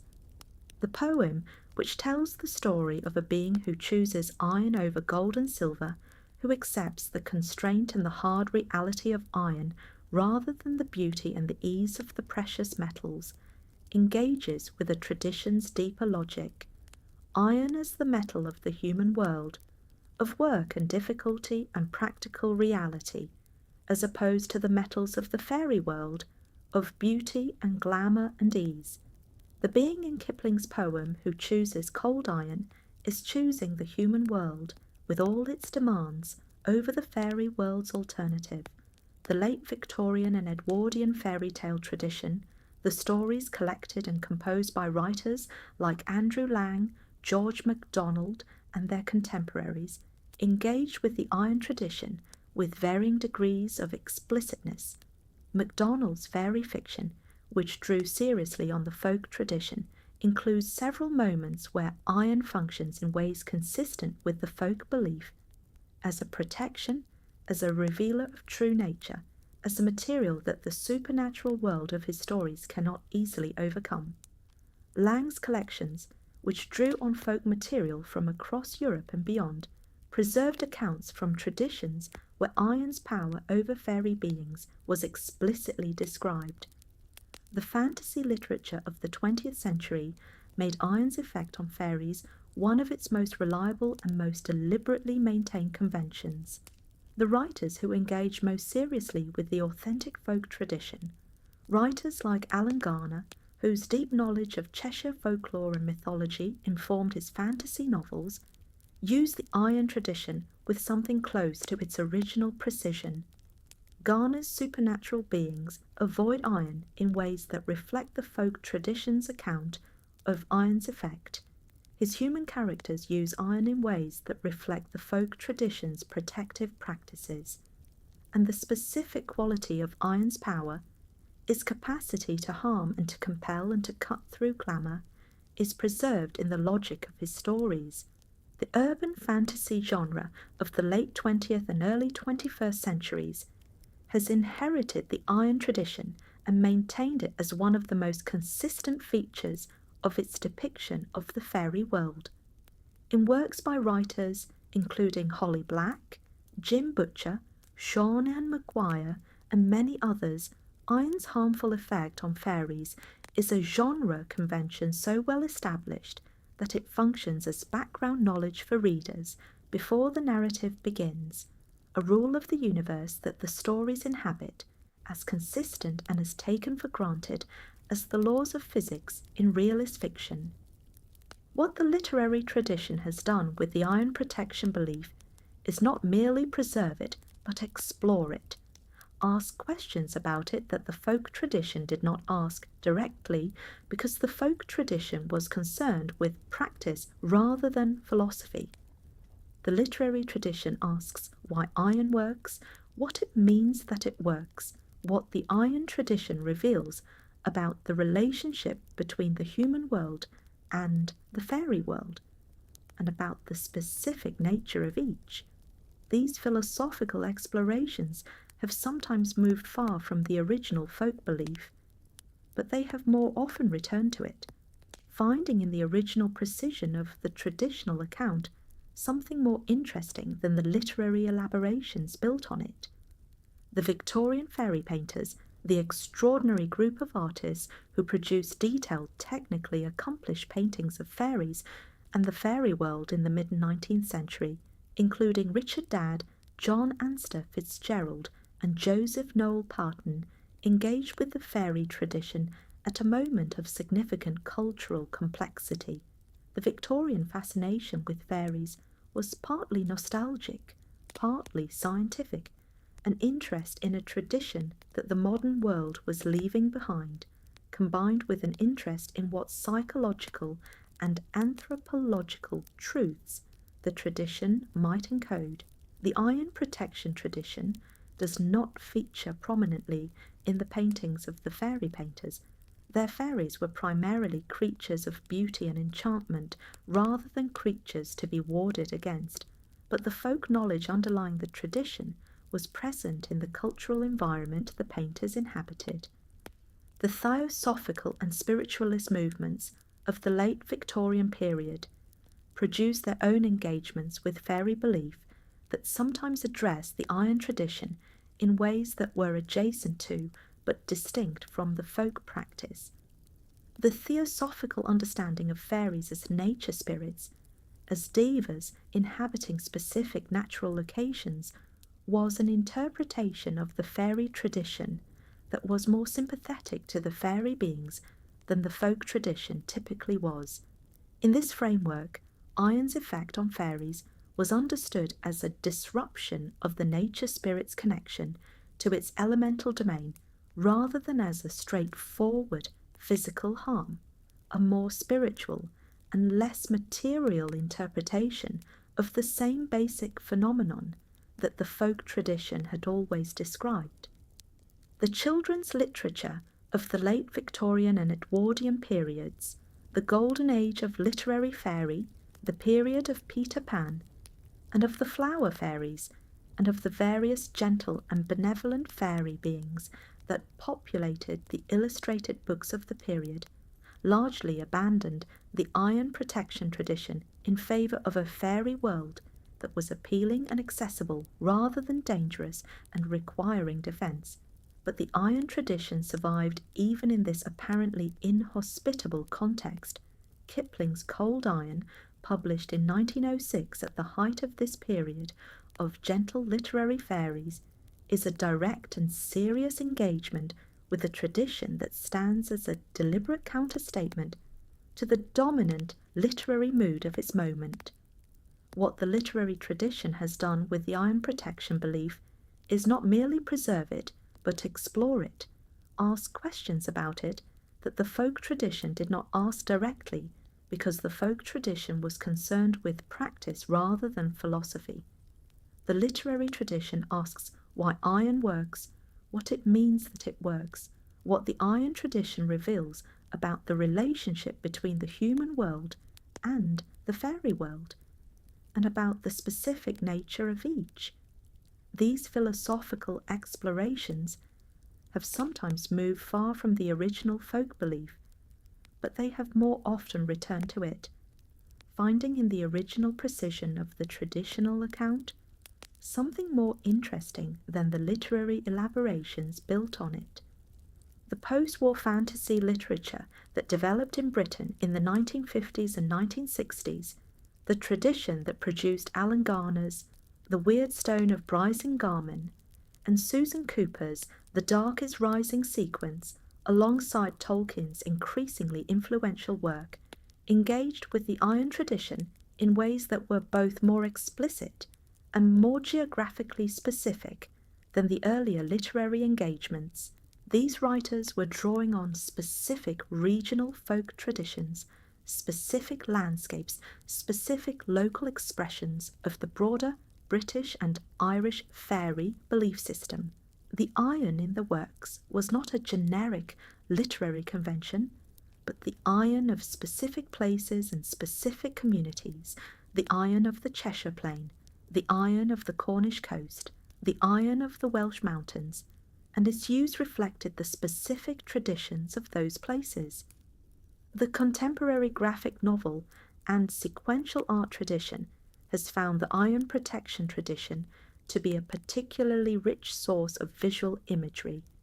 the image of cold iron as a weapon against supernatural beings, the iron blade glowing with a specific quality of light as it cuts through fairy glamour, the horseshoe held up against a threatening fairy presence.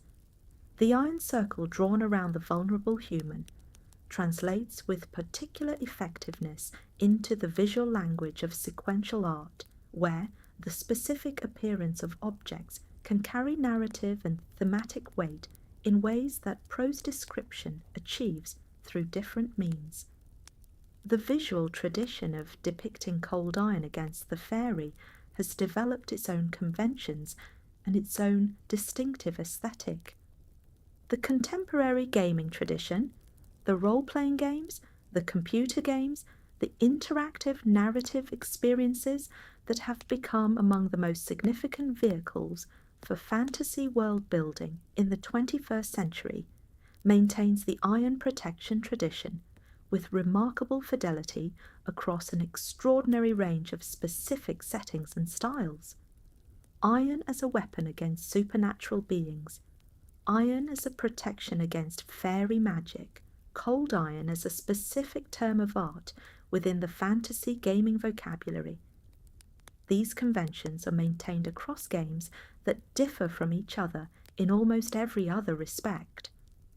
The gaming tradition's adherence to the iron convention reflects both the depth of the literary tradition from which gaming drew its initial vocabulary and the specific quality of the iron protection belief that makes it feel true in ways that make it worth preserving. The persistence of iron in the literary fairy tradition is a form of transmission, a vehicle through which the folk knowledge about iron and fairies has been carried from the period of its most active practical maintenance into an age that no longer maintains it as practice. The contemporary reader who knows that fairies cannot abide iron knows something that the person who nailed a horseshoe above their door in 1750 would have recognised immediately. The knowledge has been preserved, even as the practice that generated it has faded. The belief that iron has supernatural properties, that it affects the spirit world, that it can protect against supernatural harm, that beings of non-human nature are specifically vulnerable to it, is not exclusively a Celtic or Northern European phenomenon. It is a human pattern distributed widely across cultures that developed iron-working technology and that integrated that technology into their understanding of the relationship between the material world and the supernatural one. The Japanese tradition offers one of the most interesting non-European parallels to the Celtic iron protection belief. The Oni, the demonic beings of Japanese folk tradition, were understood to be repelled by iron in ways that closely paralleled the fairy world's iron aversion in the Celtic tradition.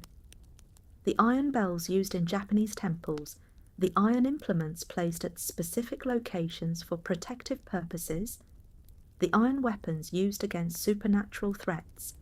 These reflected an understanding of iron's protective power against the spirit world that was structurally similar to the Celtic understanding, despite the enormous cultural distance between Japan and the British Isles.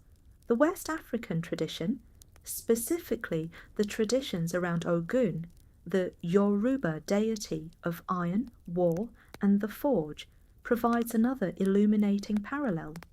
Ogun's relationship to iron was one of mastery rather than vulnerability.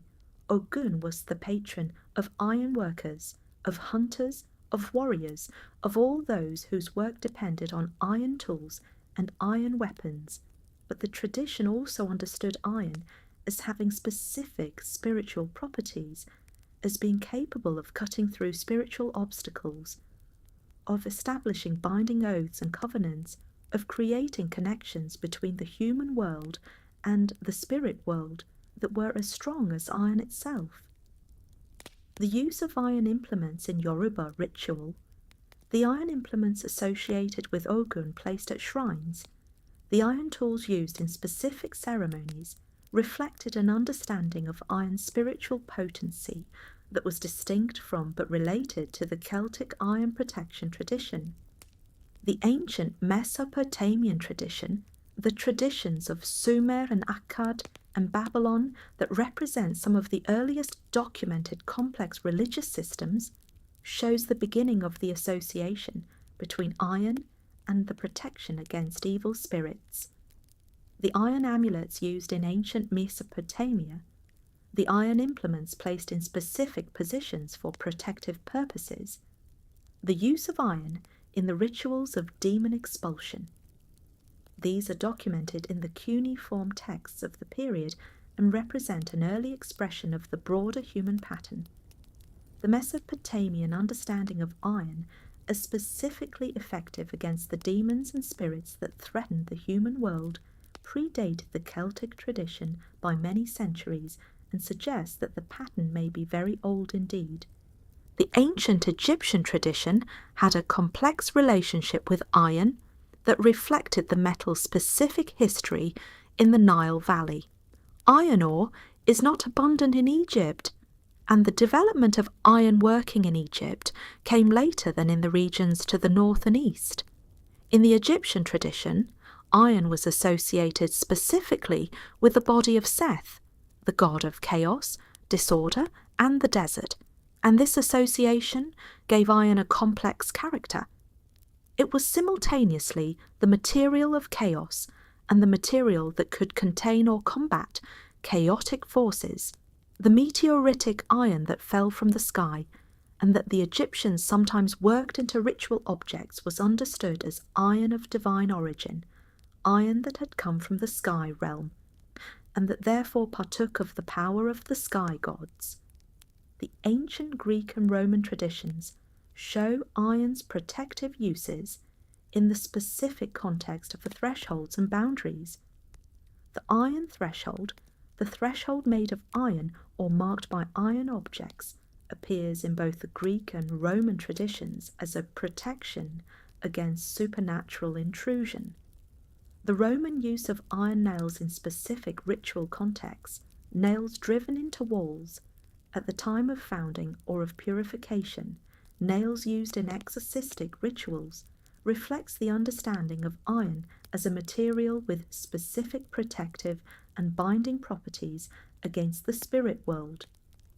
The comparative study of iron protection beliefs across cultures suggests several possible explanations for the broad human pattern. One is the technological. Ironworking represents a transformation of the natural world that was, in virtually every culture that developed it, experienced as a genuinely significant achievement, a capacity to reshape the hardest of naturally occurring materials through the combination of skill and fire that seemed to go beyond ordinary human ability. This extraordinary quality of the ironworker's skill may have generated in multiple cultures the belief that iron itself partook of extraordinary powers. Another explanation focuses on the historical. In virtually every region where ironworking developed, it was introduced into a world that had previously operated with different technologies, and the social disruption of that introduction, the displacement of bronze-using communities by iron-using ones, the transformation of military and agricultural practice, the social changes that iron technology enabled and required was significant enough to leave traces in the cultural memory of the communities involved. The iron protection belief in this reading encodes across many cultures the memory of the same historical pattern. The encounter between iron-using and non-iron-using peoples, and the specific advantage that iron conferred on the former in that encounter. The diversity of the specific cultural expressions of iron's supernatural properties, the Japanese Oni's aversion, the Yoruba Ogun's mastery, the Celtic fairies' burning, suggests that while the basic material fact of iron's exceptional qualities may have generated the initial cultural interest in the metal's supernatural properties, the specific character of that interest was shaped by the particular circumstances and the particular mythology of each culture. Iron was a remarkable material. cultures noticed this and built beliefs around the noticing, but what they built reflected their own specific histories and their own specific religious traditions. The Hindu tradition offers another significant parallel to the Celtic iron protection belief through its understanding of iron's relationship to the planet Saturn and to the forces associated with Saturn. Forces of constraint, limitation, time, and karma. Iron in Hindu tradition is the metal of Saturn, and the use of iron in specific ritual contexts. Iron objects given or worn on Saturdays, the day associated with Saturn, reflects an understanding of iron as a material with specific spiritual properties related to its planetary association. The fairy equivalent beings of the Hindu tradition, the various classes of yaksha, rakshasa, and other supernatural beings, have complex relationships to iron that sometimes parallel and sometimes differ from the Celtic tradition's account. The ancient Near Eastern traditions of demon binding and demon expulsion, preserved in the cuneiform texts of ancient Mesopotamia, show the use of iron implements and iron amulets in specific ritual contexts designed to compel or expel malevolent supernatural beings. The ritual practitioners who perform these exorcisms and protective ceremonies use iron in ways that closely parallel the Celtic use of iron for fairy compulsion as a material that could cut through the supernatural being's defences, that could hold the being in place long enough for the ritual to take effect, and that represented the authority of the material human world over the immaterial supernatural one. The broad, cross-cultural distribution of iron protection beliefs raises the question of whether there might be something about iron's physical and chemical properties that has generated these beliefs independently across multiple cultures. Something about the metal itself, beyond its specific historical associations, that has caused human beings in many different times and places to understand it as having specific power over the supernatural world. Iron's magnetic properties, the ability of iron ore to attract and hold other pieces of iron, the compass needle's mysterious orientation toward north were observable phenomena that pre-scientific cultures could not account for in ordinary physical terms, and that might have generated the intuition that iron had a relationship to invisible forces that other metals lacked. What the cross-cultural distribution of iron's supernatural associations ultimately demonstrates is that the Celtic iron protection tradition was not an isolated quirk of one small group of peoples in one corner of Europe. It was a local expression of a much broader human response to one of the most significant technological developments in human history, the development of iron working and the transformation of the relationship between human beings and the material world that iron working enabled. The horseshoe above the door and the iron nail in the threshold were local forms of a universal recognition that iron was not merely a metal. It was a statement about what human beings could do, about how they related to the natural world and the supernatural one, and about the specific powers that their technology gave them over forces that had previously been beyond their reach. The Chinese tradition's relationship with iron and the supernatural provides another interesting comparative case. In Chinese folk belief, iron implements, particularly iron swords, were understood as having specific power against malevolent spirits and demons. The iron sword hung above the door, the iron implements used in exorcistic rituals, the iron chains used to bind malevolent supernatural beings. These practices show a structural parallel to the Celtic iron protection tradition that is particularly striking, given the enormous cultural distance between the two traditions. The widespread distribution of this association between iron and the control of malevolent supernatural beings suggests that there may be something in the specifically material properties of iron, its hardness, its magnetism, its connection to fire, that generates this association independently in multiple cultures. The African iron tradition is particularly rich in its complexity and its philosophical sophistication.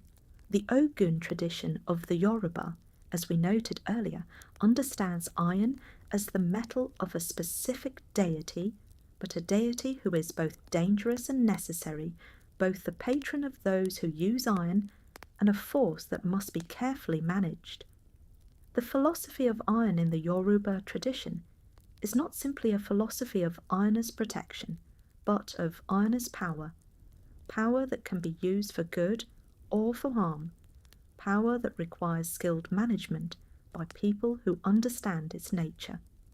This sophisticated understanding of iron as a morally complex force with specific properties that require specific knowledge to manage is a philosophical elaboration of the same basic intuition that underlies the Celtic protective tradition. The Norse and Germanic traditions of ironworking mythology contribute an additional layer to the cross-cultural picture of iron's supernatural significance. The dwarves of Norse mythology, the master craftsmen of the underground world who made the gods' most powerful weapons and tools, worked primarily in iron and other metals, and their craft was understood as the source of the most powerful objects in the mythological world. The weapons the dwarves made had specific powers that derived from the quality of the ironworking. Mjolnir, Thor's hammer, was not merely a hammer but the most perfectly made iron object in the universe, and its powers derived from that perfection of making. The Norse tradition therefore contributed an understanding of iron as the material of the highest possible craft achievement, and the power of iron objects as deriving from the skill and the intention with which they had been made. What the cross-cultural distribution of iron's supernatural associations ultimately demonstrates is that the Celtic iron protection tradition was not an isolated quirk of one small group of peoples in one corner of Europe. It was a local expression of a much broader human response to one of the most significant technological developments in human history, the development of ironworking and the transformation of the relationship between human beings and the material world that ironworking enabled. The horseshoe above the door and the iron nail in the threshold were local forms of a universal recognition that iron was not merely a metal. It was a statement about what human beings could do, about how they related to the natural world and the supernatural one, and about the specific powers that their technology gave them over forces that had previously been beyond their reach. We have followed the iron protection tradition across thousands of years and thousands of miles, from the Iron Age transition that may have generated it through the folk practices of the Celtic world and Scandinavia, into the literary imagination and the cross-cultural comparative record. Now it is time to ask what remains. What does the iron protection tradition mean in a world that no longer maintains it as living practice? What does the horseshoe above the door still say, when the person who nailed it there has long since forgotten the fairies it was placed to ward against? The horseshoe persists.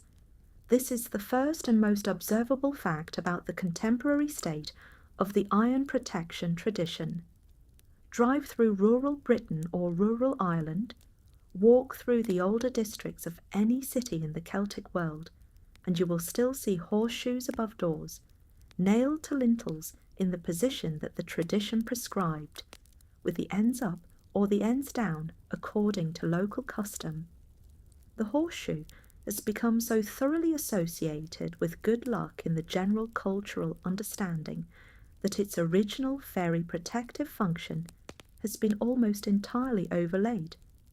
But the object remains in the place the tradition prescribed, doing the work the tradition designed it to do, even if the people who maintain it could no longer tell you what that work was originally meant to be. This is a form of survival that is worth thinking about carefully. The horseshoe has not survived because people have consciously decided to maintain the fairy protection tradition. It has survived because the association with luck is sufficiently strong, and the object sufficiently traditional, sufficiently cheap, sufficiently easy to maintain, that it continues to be placed where the tradition placed it without the rationale needing to be understood or accepted. The practice has outlasted the belief. The object has outlasted its original meaning, and in outlasting both, it remains carrying something of the original intention even in its transformed condition. The iron nail in the threshold has largely disappeared. It requires more deliberate action than the horseshoe, and without the luck association that gives the horseshoe its contemporary rationale, it lacks a modern justification for maintenance. But the practice of placing specific objects at the threshold for protective purposes has not disappeared. The doormat, the welcome sign, the seasonal decoration hung at the door, these are the contemporary descendants of the threshold protection tradition, objects placed at the boundary of the domestic space with the intention, however diffuse and however separated from any specific supernatural belief, of marking the threshold as a significant boundary and of influencing what crosses it. The contemporary neo-pagan and Wiccan traditions have revived the iron protection belief as a living practice, drawing on the folk tradition and on the literary tradition to reconstruct a contemporary version of the iron protection system.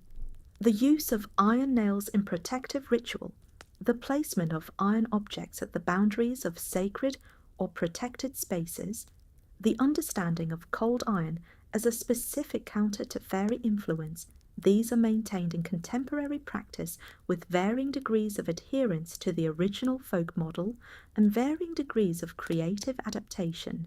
The urban fantasy genre, the contemporary literary form that has done most to transmit fairy belief into popular culture, maintains the iron protection tradition with considerable fidelity and considerable consistency. The contemporary reader of urban fantasy knows that iron hurts the fae, that a cold iron blade is the appropriate weapon against a supernatural being of the fairy type, that carrying iron is a reasonable precaution for a character who expects to encounter the fairy world. This genre-level knowledge is a form of cultural transmission, a transmission that is explicitly fictional, but that preserves the structure of the original belief with some accuracy. The question of why the iron protection tradition has persisted so much more robustly than many other elements of the fairy belief system is worth considering. The protective iron practices, the horseshoe, the nail, the iron objects at the threshold and the cradle, are practices that require minimal ongoing commitment. You nail the horseshoe above the door, and it is there. You do not need to perform a ceremony each month to renew its protective effect.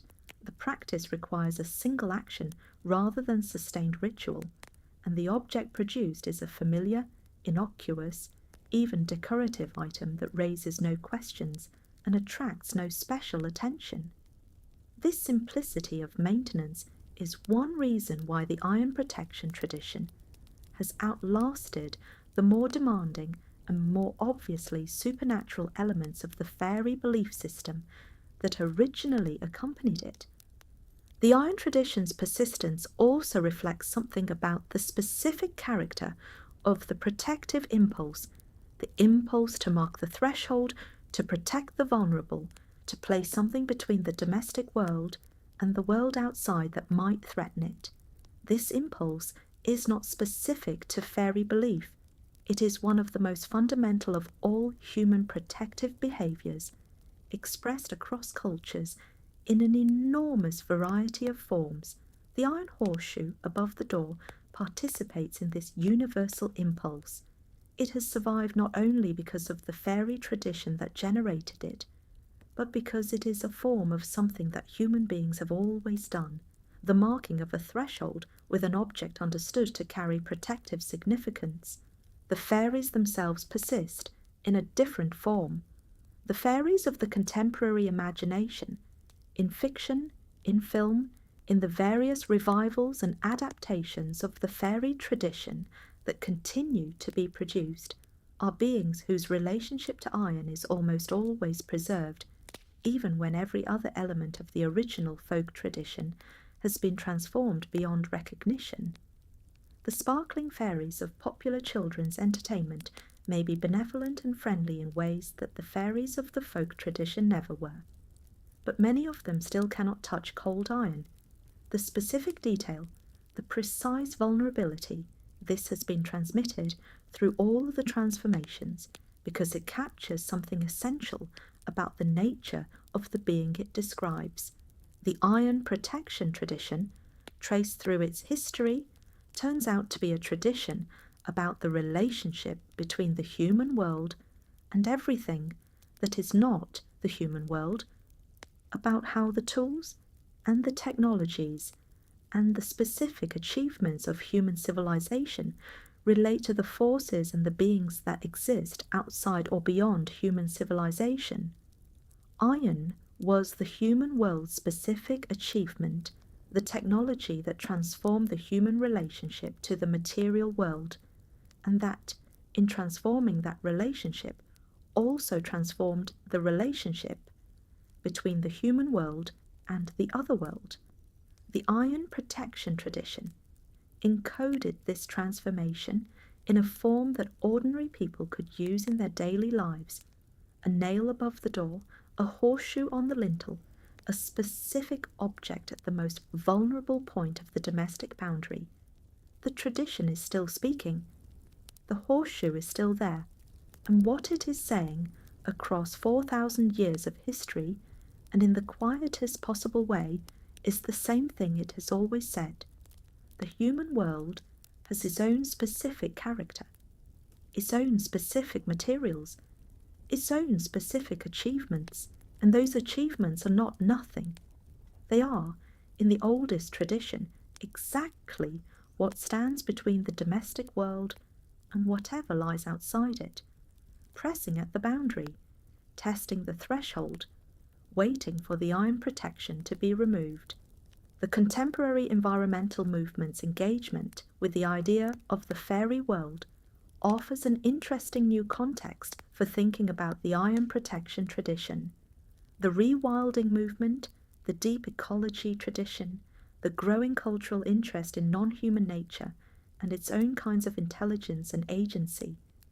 These contemporary currents of thought have created a new audience for the fairy tradition's basic premise, that the human world is not the only world, that there are presences in the landscape that operate according to their own principles and that make claims on the spaces they inhabit.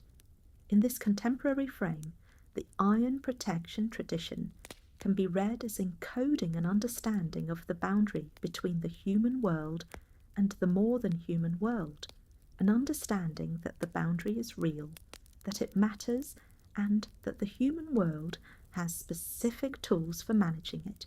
The question of what a contemporary person is doing when they nail a horseshoe above a door, when they maintain a practice whose original meaning they may not know, whose protective function they may not consciously intend, whose connection to a living tradition of fairy belief has been severed, is a question about the transmission of cultural practice through time and through cultural change. The horseshoe above the door is an example of what the anthropologist Mary Douglas would have called a matter out of place, an object in a position that is not entirely explained by its current cultural context, that carries traces of a different context in which its position made fuller sense. It is a survival, a residue, a ghost of a practice that the culture that maintains it has partly forgotten.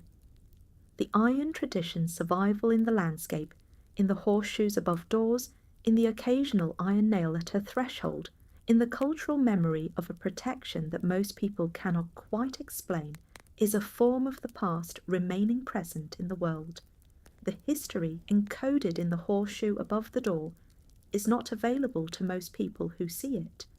The Iron Age transition, the pre-Iron Age peoples, the specific historical encounter that may have generated the belief, the centuries of folk practice that maintained it, none of this is legible in the object itself, but the object is there in the position the tradition prescribed, doing what the tradition designed it to do. The practice has outlasted the understanding, the protection remains. The iron tradition's relationship to the present moment of environmental consciousness is worth exploring in its philosophical dimensions.